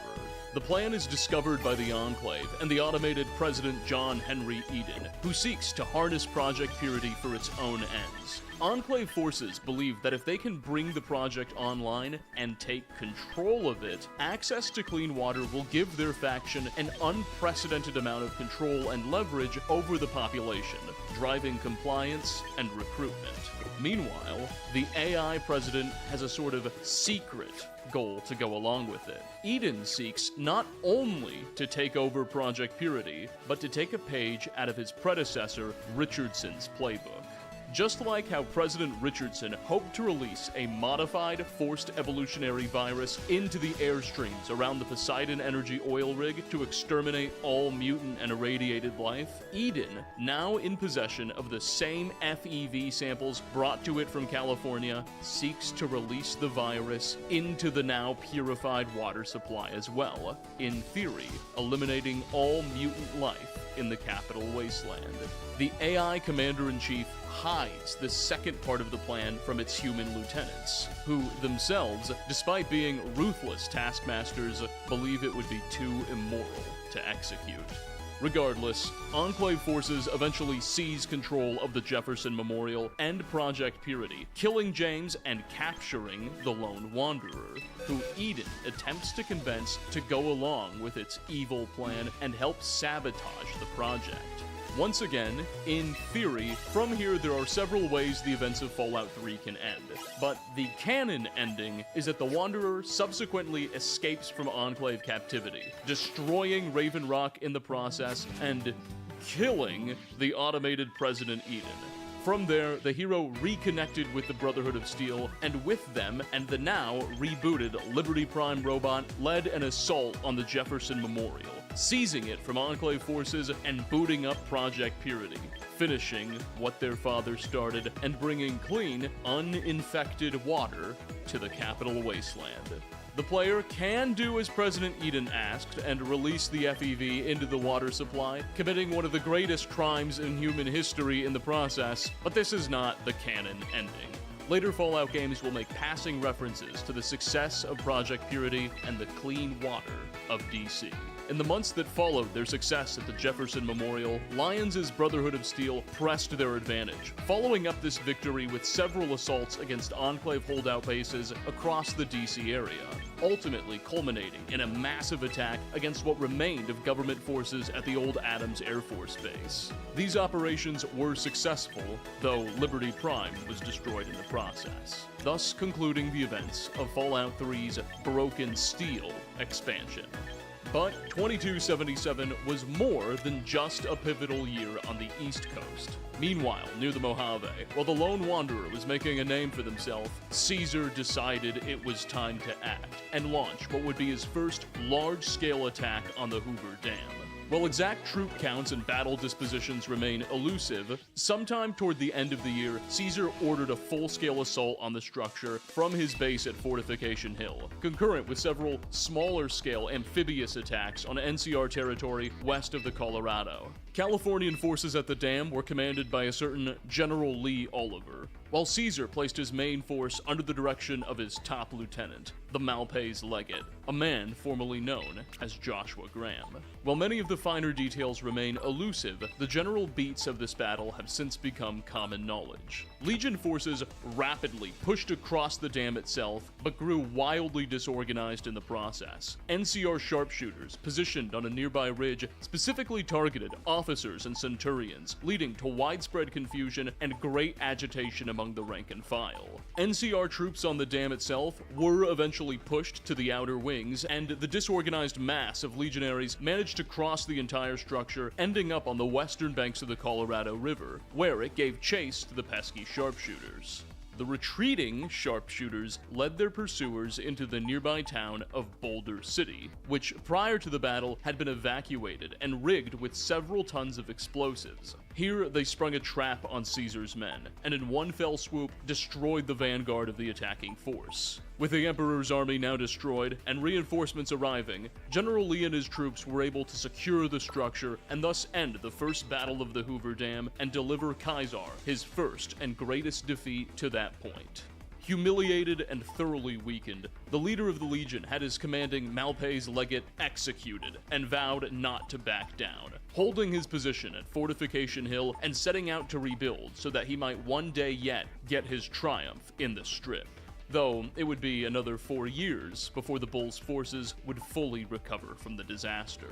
In the wake of these events, Caesar begins suffering from dramatic headaches and a strange case of brain fog that increasingly debilitate him and render the leader of the Legion more and more reliant on those around him. Indeed, in a few years, it will become obvious that the man is suffering from a growing brain tumor.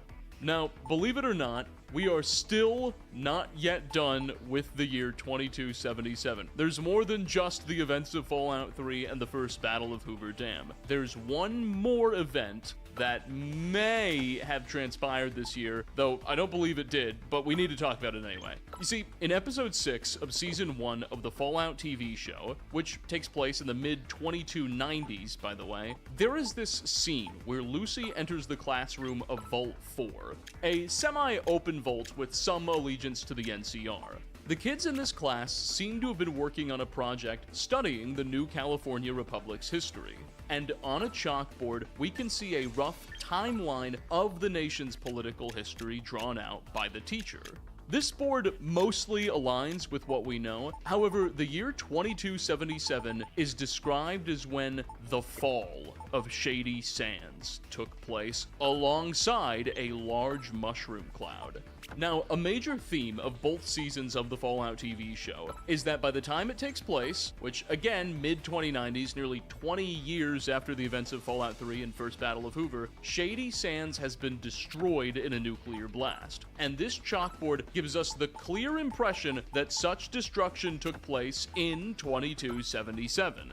However, that can't be accurate. During New Vegas, which takes place in 2281, 4 years after the city's apparent depopulation, according to this chalkboard, Shady Sands is referenced directly, several times, and very clearly is still existing as the prosperous capital of the NCR. Soldiers talk about their excitement to return to the city. President Aaron Kimball visits from Shady Sands, and there are absolutely no suggestions that any sort of tragedy, let alone complete bombing of the city, has yet occurred.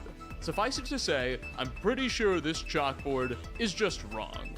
I'll get into it later, but we have pretty good reason to believe that the destruction of Shady Sands is still a ways away, not occurring until the early to mid-2280s, and other details in the show seem to affirm this. Again, we'll get to it later. I believe that a mistake was made on this chalkboard by the show's production staff.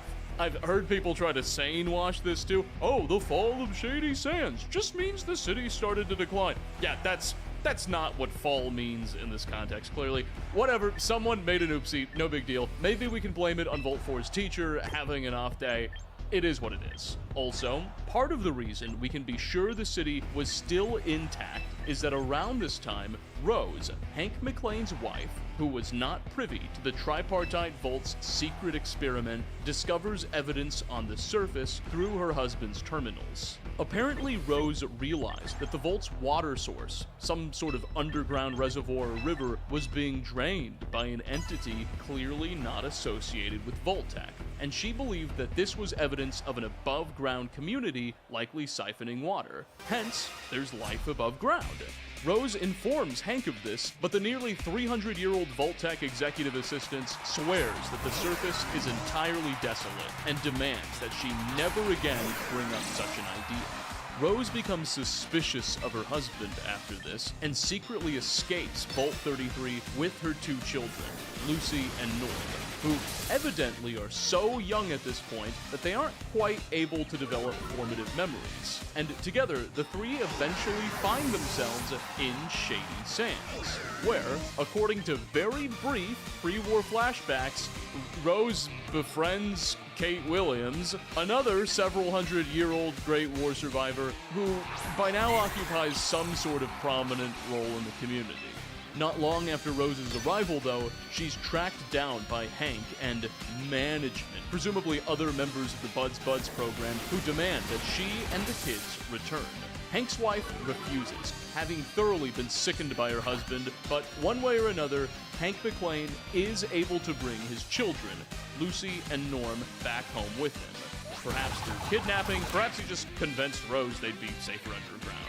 Once back in the vault, Hank and management claim that Rose perished in something called the Famine of 2277 and cover up any further evidence of her survival in the outside world. Bit of a side note, but during the Fallout TV show, Lucy claims her mother died in the famine of 2277, not knowing that she was alive and well on the surface. And there are a couple additional references to this supposed event. Evidently, several dwellers starved, and there was some sort of plague that accompanied it, given mentions of quarantine. We don't know for sure the cause or the course of this famine in the tripartite vault, but it's very possible Hank and Company manufactured the whole thing to cover for Rose's disappearance. A particularly grim confirmation of the lengths Lucy's father is willing to go to cover for himself. Okay, more on Shady Sands and the TV show soon. Shortly after the events of Fallout 3's Broken Steel expansion, likely in 2278, though possibly as late as 2279, Owen Lyons, the altruistic and honorable leader of the Capital Wasteland Brotherhood, passes away peacefully in his sleep of old age. In his place, his daughter, Sarah Lyons, assumes command, but is quickly killed in battle.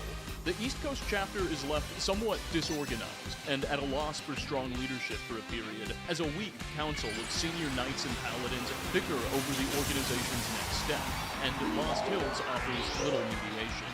In the meantime, despite their ineffectual leadership, the faction consolidates their hold over the Capital Wasteland, driving out mutant tribes and working to distribute the region's clean water, called Aqua Pura, earning them enormous currency with the population, though their splintering of the outcasts continues and even grows. In 2280, this same Brotherhood chapter sends what will prove to be the first of several recon missions north into the ruins of Massachusetts, or the Commonwealth as it's known by now, explicitly seeking historical documents and whatever technological samples they can find. Scouts discover the ruins of old pre-war rocket factories and mostly intact massive public libraries, which excites the Knights back home. Furthermore, reports of a strange, shadowy organization beneath Boston's surface, dedicated to the exact kind of blasphemy the organization has sworn to eradicate, earn great attention.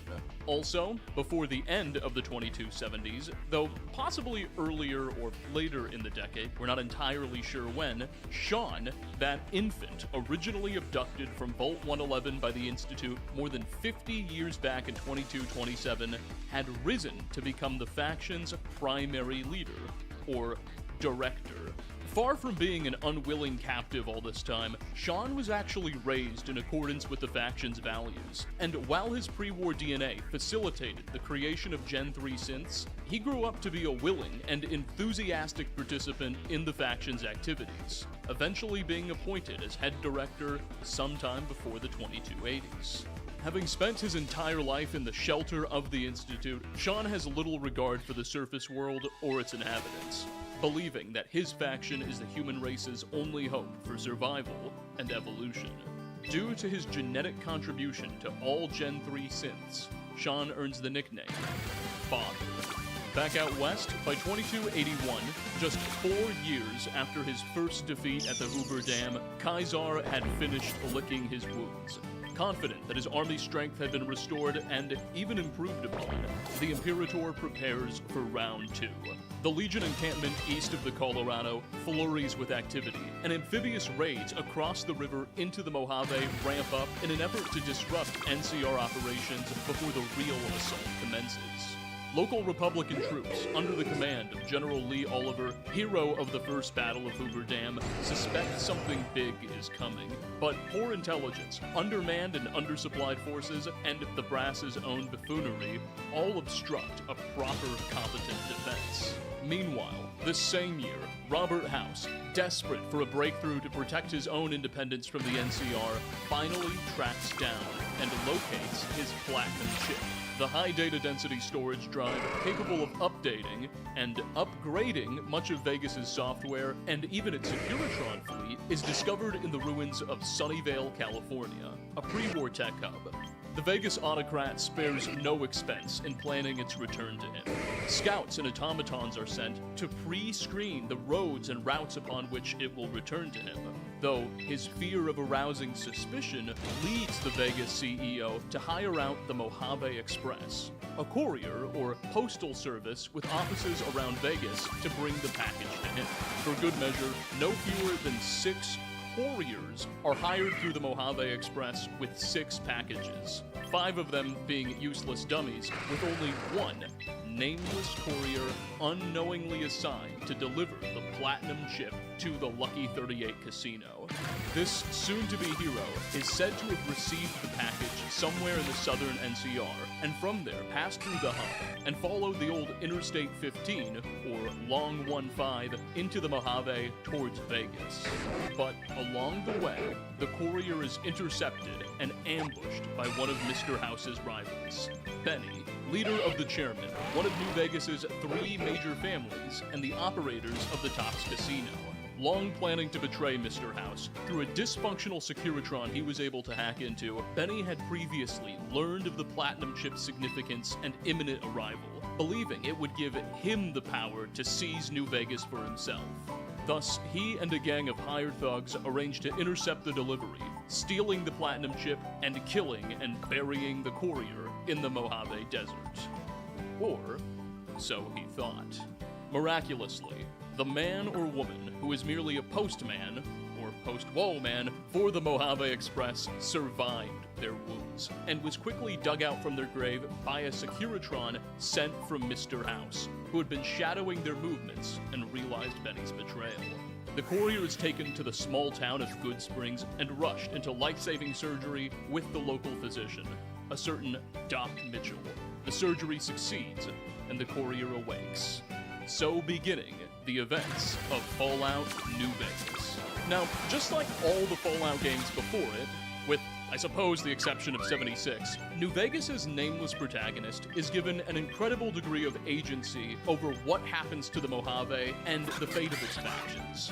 No matter what, the story ends with a second battle of the Hoover Dam. But which faction comes out on top, and exactly what their victory looks like, can vary quite dramatically. Furthermore, unlike all of the other titles we've discussed up until now, this game's story does not yet have a canon ending. Recently, the second season of the Fallout TV show was largely set in the Mojave, and the writers took great pains to avoid canonizing a solution to the conflict. A decision I personally kinda oppose, but we'll talk about that later. So I think it's best that we quickly touch upon all of the potential outcomes here, at least regarding the main story, and perhaps one day we'll be given a real explanation. Alright. In one scenario, the courier can back the NCR in the imminent battle, defeating Kaiser's Legion and largely ignoring the platinum chip and Mr. House. As explained in a post-credit sequence, this chain of events will see the Legion immediately collapse following their defeat. And with no marauding army of Roman LARPers to distract them, soon after, the NCR negotiates an annexation of New Vegas, with the fate of House unknown. Again, this all happens off-screen. Alternatively, the courier can throw their weight behind the Legion, winning the battle and paving the way for the brutal conquest and pacification of the Mojave, with Kaiser declaring the Strip his new capital. This ending necessitates the death of Robert House, and possibly even the NCR president, presumably throwing the whole Republic into chaos, and perhaps paving the way for an even larger upcoming war between the Legion and what's left. Players more loyal to the original mission of the Mojave Express can instead focus on helping Mr. House recover the platinum chip, and allow his army of Securitrons to intervene in the battle, somewhat on the NCR's behalf, and secure control of the dam for himself. The post-credit sequence explains that a newly strengthened Mr. House goes on to mercilessly hunt down remnants of the Legion and forces NCR troops in the Mojave to leave. In this scenario, if he wins the Battle of Hoover Dam, the CEO of Vegas allows the Republic to continue drawing power from the dam, but he bills them for it and uses the proceeds to continue his investments into rebuilding the aerospace industry. The Vegas Strip continues to survive and thrive, largely with the same purpose. Finally, the fourth major scenario sees the courier disregard all major factions, instead working with Benny's somewhat bugged but jailbroken Securitron to take control of the Strip themselves, intervening in the battle for the dam with an army of loyal Securitrons, defeating the Legion, and ordering NCR troops to depart. This ending is functionally similar to House's, in a bit that it results in a free New Vegas and the NCR loses control of the dam but can still buy power from it. But now Vegas will be governed by an autonomous AI obsessed with stability and living standards rather than a megalomaniac pre-war industrialist. These are the 4 major potential endings, but even among them there are all sorts of variations and wildcards. A major theme within the Legion storyline is that it seems unlikely to survive long past Caesar's death, and he's got this whole brain tumor going on. A sufficiently competent or lucky courier can help Caesar remove the tumor through surgery, or not. If he dies, he's at least temporarily replaced by Lanius, a senior legate. As mentioned, President of the NCR, Aaron Kimball, may or may not perish. Even if you don't side with the Legion, an incompetent or disinterested courier can allow him to die anyway. If you decide to go independent, whether or not you've secured the Platinum chip has some implications on how well the city is governed afterward. Suffice it to say, many potential fates await the Mojave Wasteland, and by proxy the NCR and Legion, depending on the courier's choices. Again, we'll get into all this later, but Season 2 of the Fallout TV show is set in this environment. But ultimately, as far as we can tell through the show, the outcome of the second Battle of the Hoover Dam doesn't seem to have mattered much. Shady Sands is about to get blown to Kingdom Come anyway. In just a little over a decade, the Strip will be completely depopulated and overwhelmed with Deathclaws, and the Legion will, well, we'll get to that in a bit, getting ahead of ourselves. However, it unfolded, and whether or not it mattered much, 1 year after the second Battle of Hoover Dam, in 2282, on the other side of the wasteland, a 15-year-old Arthur Maxson, who was sent east by his mother as an infant, is declared the elder of the DC Brotherhood, and his ascension is recognized by the Lost Hills and West Coast leaders as well.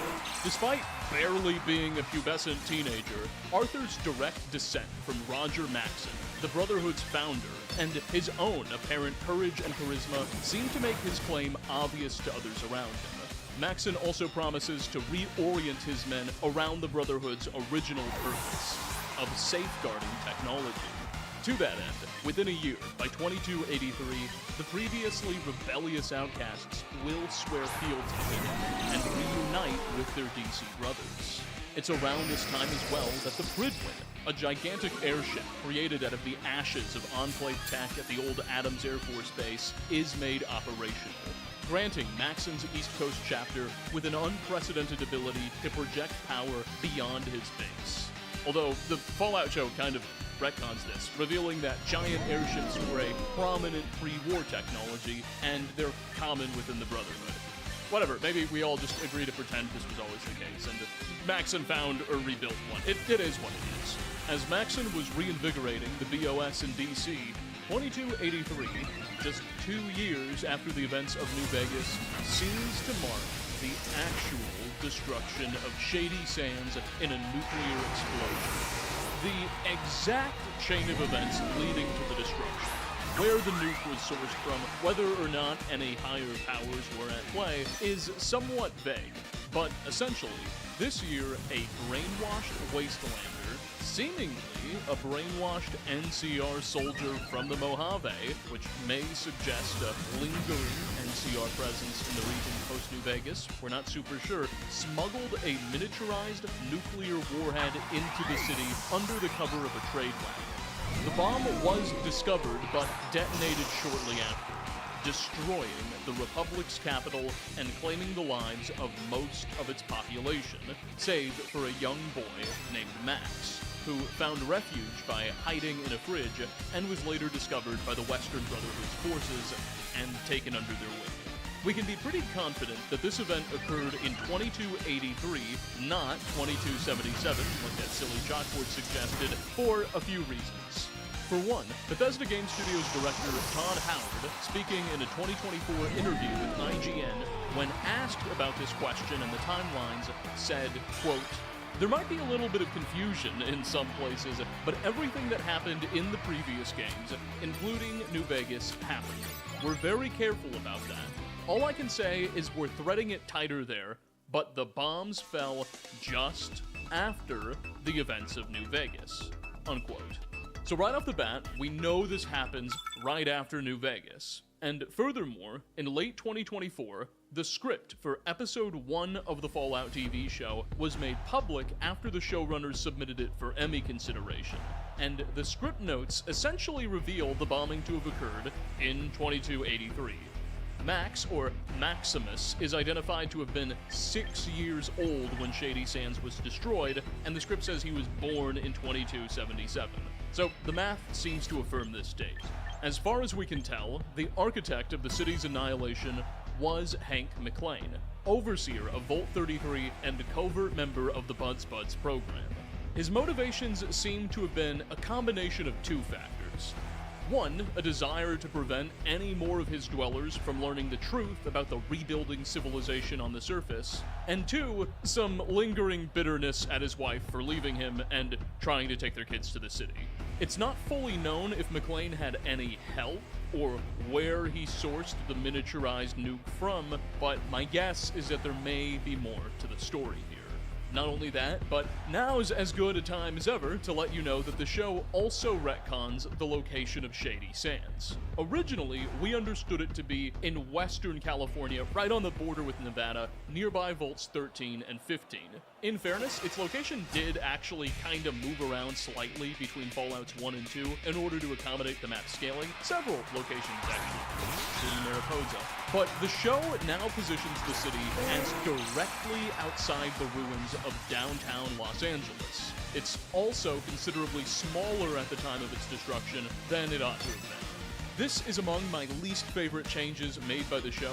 The exact location of Shady Sands is almost peripheral to the story of the TV show. There's no reason it had to be right above LA. Rose could have just made the journey from her vault to Shady Sands in its original location. It's not super far. I have a friend who works in film who suggested this could have something to do with tax incentives, but honestly, it's one of the more confusing and I think unnecessary decisions that disorganizes much of the story for little payoff. Like, are Vaults 15 and 13 still close to the city?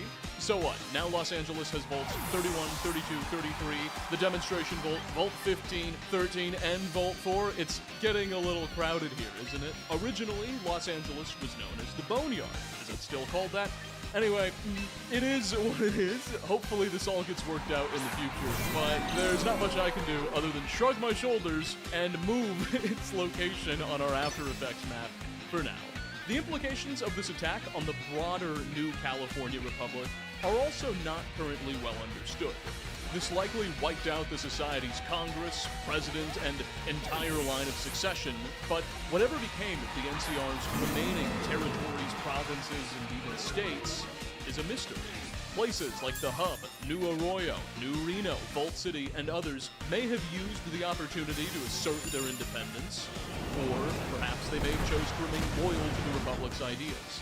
Various sources in the show describe Shady Sands as the first capital of the NCR, possibly implying that a new one was established after the bomb, or that maybe between the events of New Vegas and the city's destruction, the capital had already moved, maybe preserving a great deal of the Republic's infrastructure.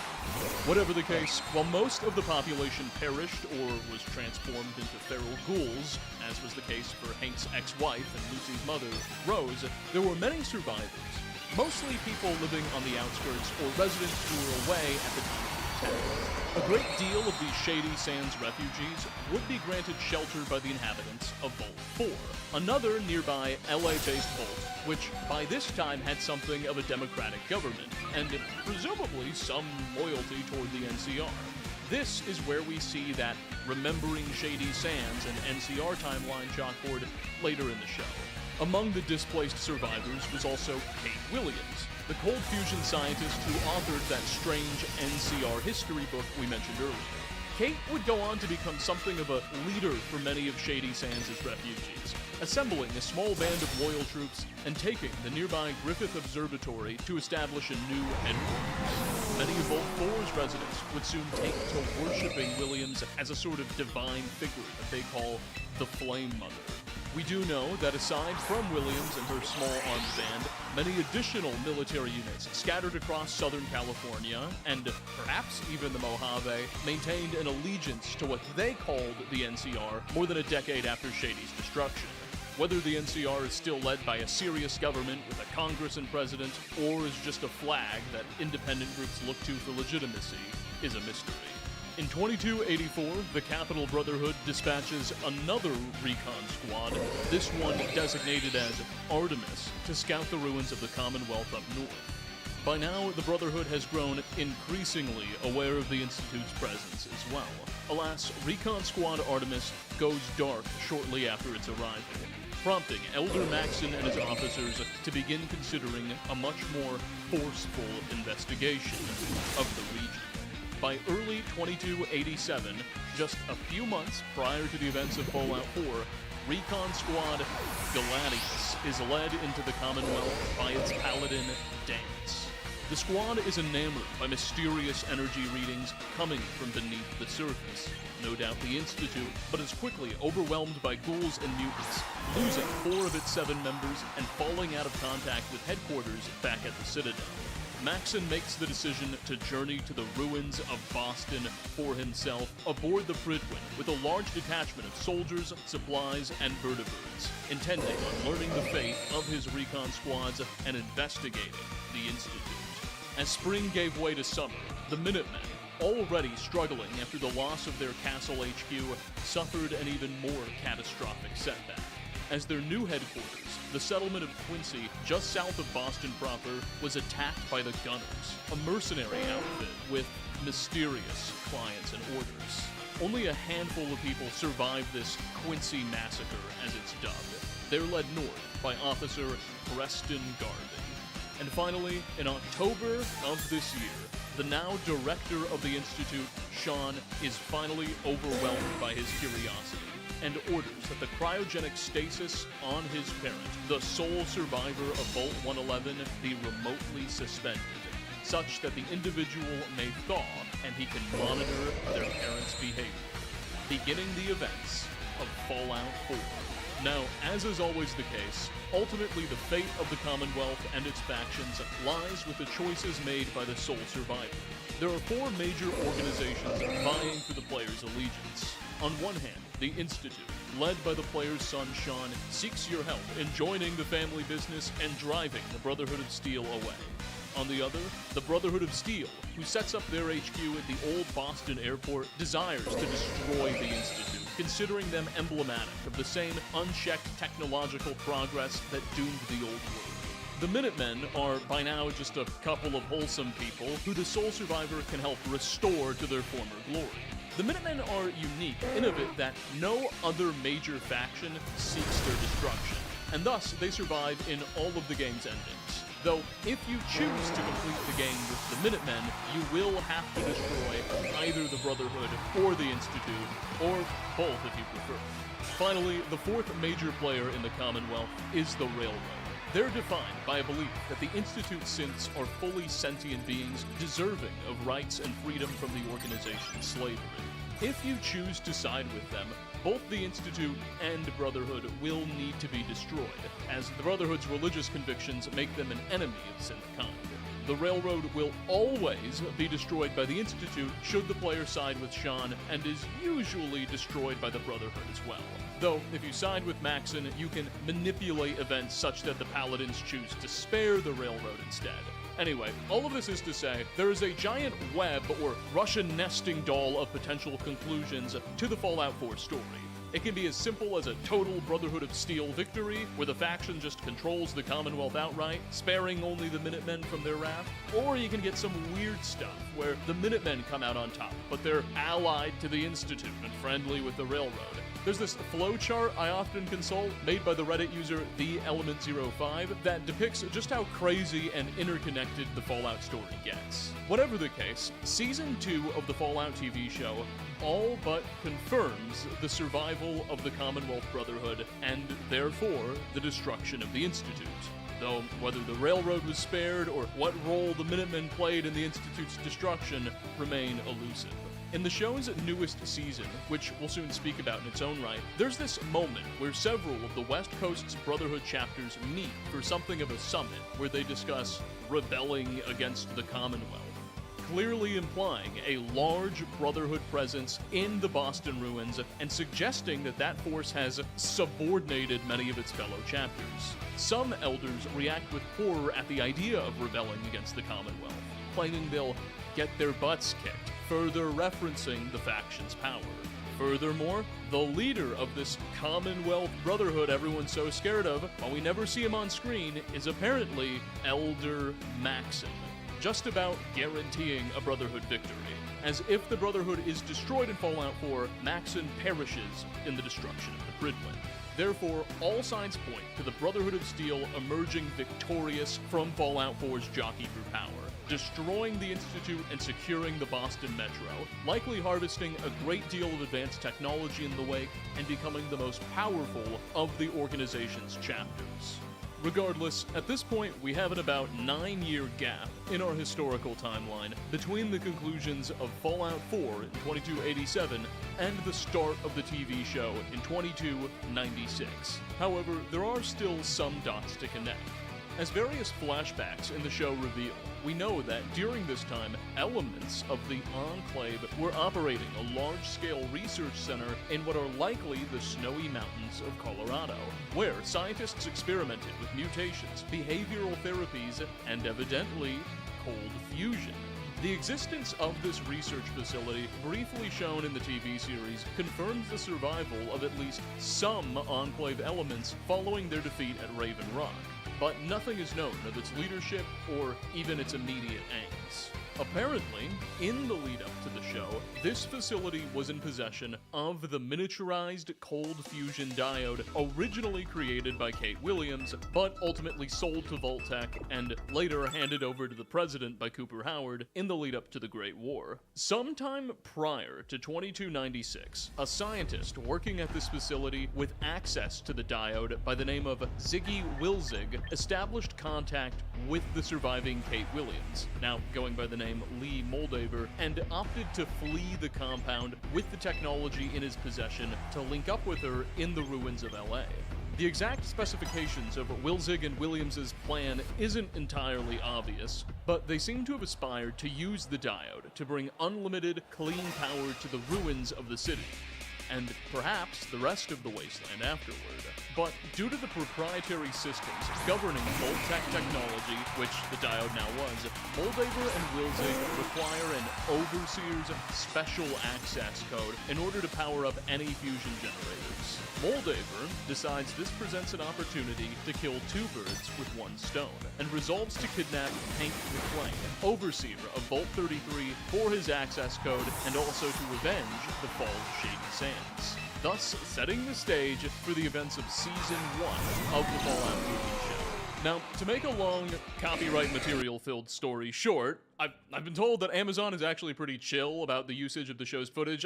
I'm cautious about pushing my luck. Anyway, to make a long story short, Kate Williams, or Moldaver, or the Flame Mother, whatever you want to call her, succeeds in kidnapping Hank McClane and dragging him to the Griffith Observatory. However, the kidnapper is pursued by Hank's daughter, Lucy. Unfortunately for Moldaver and friends, Ziggy Wilzig, the man in possession of the cold fusion diode, struggles to make the rendezvous. The Enclave is in hot pursuit, and word soon gets out throughout the California wasteland that an ex-scientist is in possession of a very strange artifact, attracting the attention of the Brotherhood of Steel's San Fernando chapter, as well as an assortment of bounty hunters, including a now ghoulified and very jaded Cooper Howard. All of these pieces eventually converge in the season finale for a final showdown at the observatory. Moldaver reveals to Lucy the truth about her father's involvement in his wife's death and the destruction of Shady Sands, as Brotherhood forces begin storming the compound to siege the cold fusion for themselves, and the ghouls there too. In the final moments, Lucy pressures her captive father to give up his access code to Moldaver,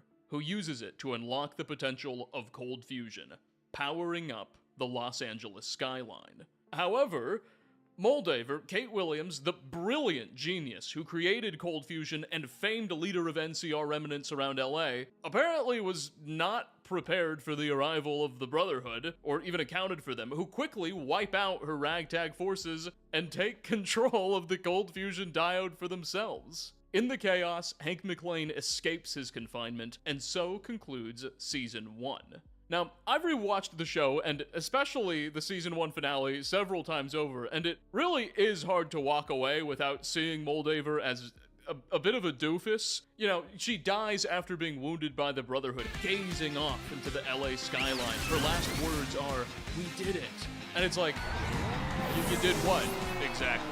You gave a Damocles weapon to your enemies so you could turn the lights on for 30 seconds? What's going on here? She may have been an Einstein-tier physicist, but when it came to strategy, she was no Julius Caesar. Season 2 of the show picks up almost immediately where the first one left off, presumably still in the year 2296. And frankly, not much happens necessarily. Like, the Wasteland doesn't evolve significantly in Season 2, though its setting in the Mojave does reveal a lot about the region post-New Vegas. I'm gonna do my best to avoid a step-by-step breakdown of the beats of the show's plot, and instead focus more on what's revealed about the environment here. The Vegas Strip has been entirely depopulated and overrun by death claws, which Hank McClane claims were unleashed upon the city by the Enclave. There is apparently a massive compound beneath the Strip built by Vault-Tec and accessible through several tunnels and casinos, including the Lucky 38, where Hank ultimately retreats to and begins experimentation with mind control technology on behalf of an unknown benefactor implied to either be the Enclave or Mr. House. This major compound is an entirely new lore addition, as it was never mentioned in New Vegas. Several non-canon sources, mostly design documents from canceled games, reference a major HQ vault built by Vault-Tec that served as the organization's headquarters post-war, from which they continued remotely monitoring various experiments.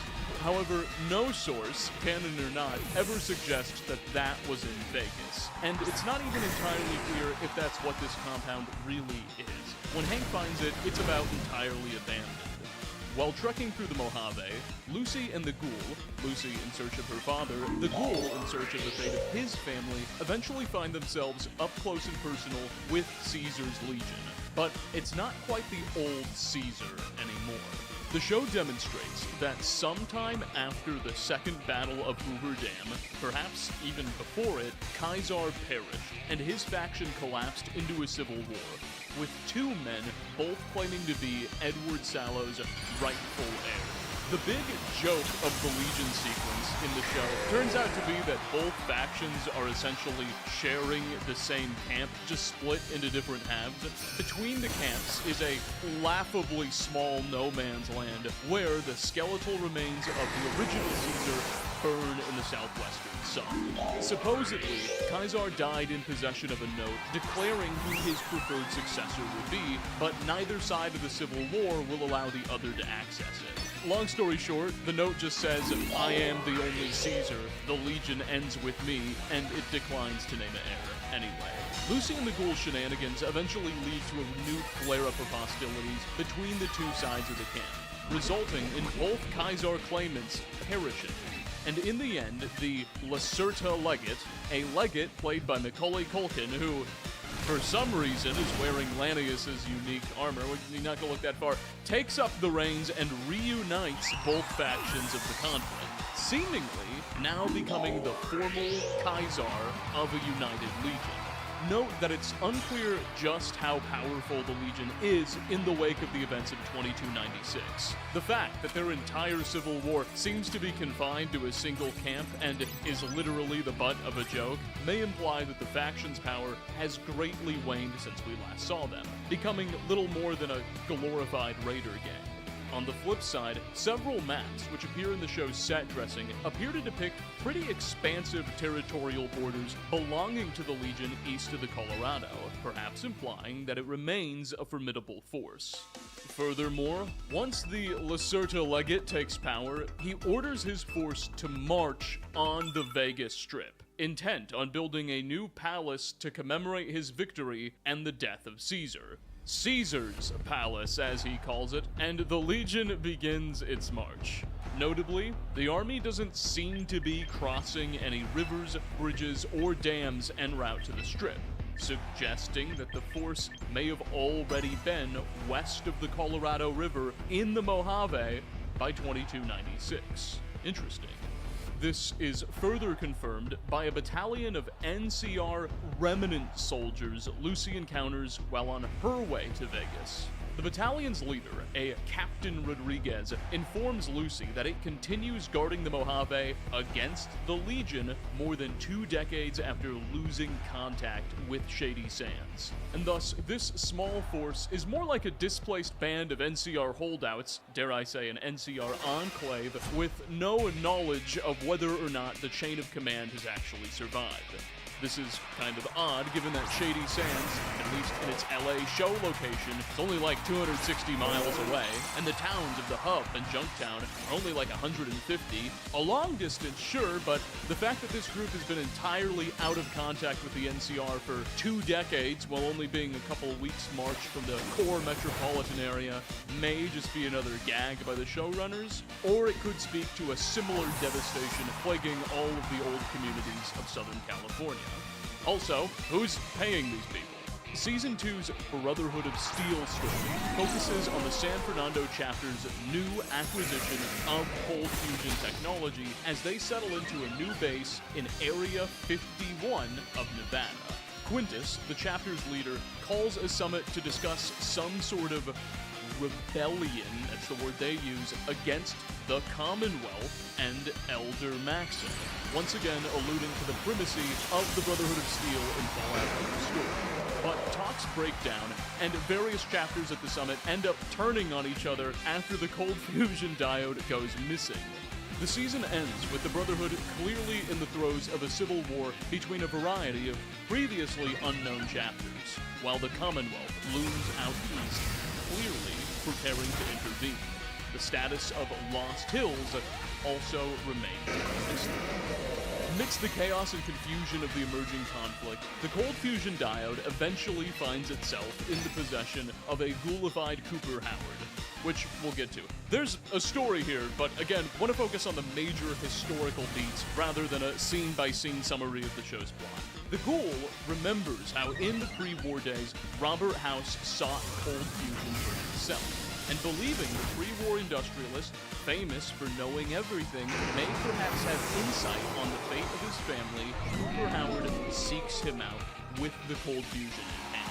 The ghoul eventually delivers the diode into a reactor in the now abandoned Lucky 38 penthouse, resulting in House's mainframe awakening and him seemingly powering up on the TV, saying, "Hello, old friend." The show suggests that this may be a different kind of House than the one we all recall.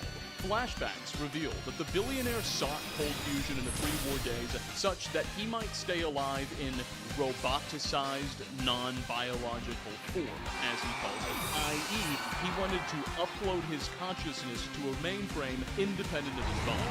Obviously, this plan failed when the diode was instead delivered to the president, but now it would seem all those pieces are in play. This is how the show threads the needle of bringing Mr. House back, but leaving his canon fate in New Vegas obscure. We know that without cold fusion, he ends up surviving through a sophisticated life support system neurolinked to his data networks, and we could, in New Vegas, kill him by cutting off that life support, or just opening him up and hitting him with a golf club. But now, whatever happened to his body in New Vegas doesn't matter. He's back, or his roboticized, non-biological consciousness seems to be, and he agrees to help Coop search for his family for his trouble. Also worth noting, in one of the episode's end credit scenes, we actually get a pan out of the Lucky 38 casino, and for a brief moment we see what looks like Robert House's life support pod overlooking the Strip with a hand hanging out, clearly implying the occupant has passed away. This end credit scene may suggest that the original Mr. House has really lost his body. Whether this was the consequence of the actions of the Courier or of the later actions of the Enclave is unclear. It's also worth noting that his life support system isn't where it should be. Normally it's deep beneath the Lucky 38. There's no reason for it to be in the penthouse. Maybe this could be someone else. It's very vague. The season ends with NCR remnants arriving on the strip to clear out the Death Claws, with Mr. House back on the board, and with legionary forces marching in the direction of Vegas, implying a likely showdown between the new Kaisar and the NCR remnants in the Vegas Strip early in season 3. Thus, this is where we are present.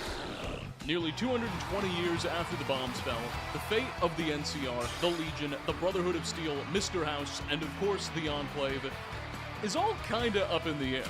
There remain NCR loyal military units, and there is something of a new Caesar of a united Legion, but just how serious these factions are and their exact territorial boundaries are now highly ambiguous. The same can be said of the US government's own remnants. Clearly, they maintain some sort of presence in the Rocky Mountains of Colorado, and were working with Cold Fusion for a time. Not only that, but they apparently attacked Vegas with Death Claws, and have some sort of relationship with Hank McClane, but their strength, their leadership, their current president, all of that is up in the air.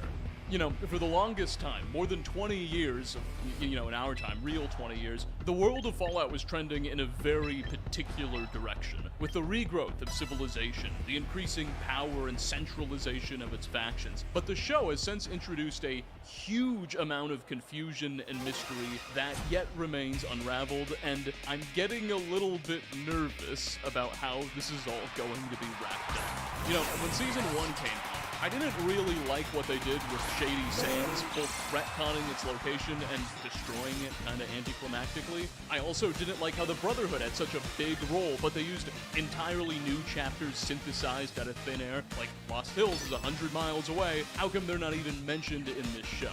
My theory for that question, by the way, is I think Bethesda might be saving them for something. I don't know. But it's like, okay, you know what? It's TV. Every TV adaptation comes with some major compromises to the lore and the story of the original IP. It happens, but Season 2 got me really worried. It feels as though the writers are making pretty dramatic changes to characters and factions and the lore itself in the service of comparatively minor plot payoffs. But this is a lore timeline, not a TV show writing review, and ladies and gentlemen, this is just about where the timeline ends. From a divergence sometime around the 1950s to the year 2296, we've discussed the last days of the Free World War, the unique and comparatively out-of-place nations that inhabited it, and the various conflicts they fought until America's jockey with China finally ushered in a new age. We then looked at this new age, the rise of the NCR, the Brotherhood of Steel, the rise and rise again and fall again of the Enclave, and of course, the most recent shenanigans of Lucy, Hank, the Ghoul, and the modern Fallout showcast. Ladies and gentlemen, this is the complete Fallout timeline. Believe it or not, as complete as it may be, there's a lot of now non-canon content I thought about adding, mostly what the design documents of the cancelled Van Buren game reveal about the Rocky Mountains, and how Fallout Tactics, which Bethesda now openly just tells us not to take seriously, really plays with Texas and the Southwest. But I decided this video was long enough and to stick with canon sources for this one. Maybe one day we can do a director's cut. Also, I know some of you are wondering, supernatural details, the Lovecraftian Eldritch God stuff, and the Zatans were also put on the burner for this video. Mostly because I intend to revisit both those topics quite soon, and they're pretty tongue-in-cheek anyway. Also, they would extend this video by another hour. But enough about plans still a while away. If you made it this far, then thank you so much for stopping by.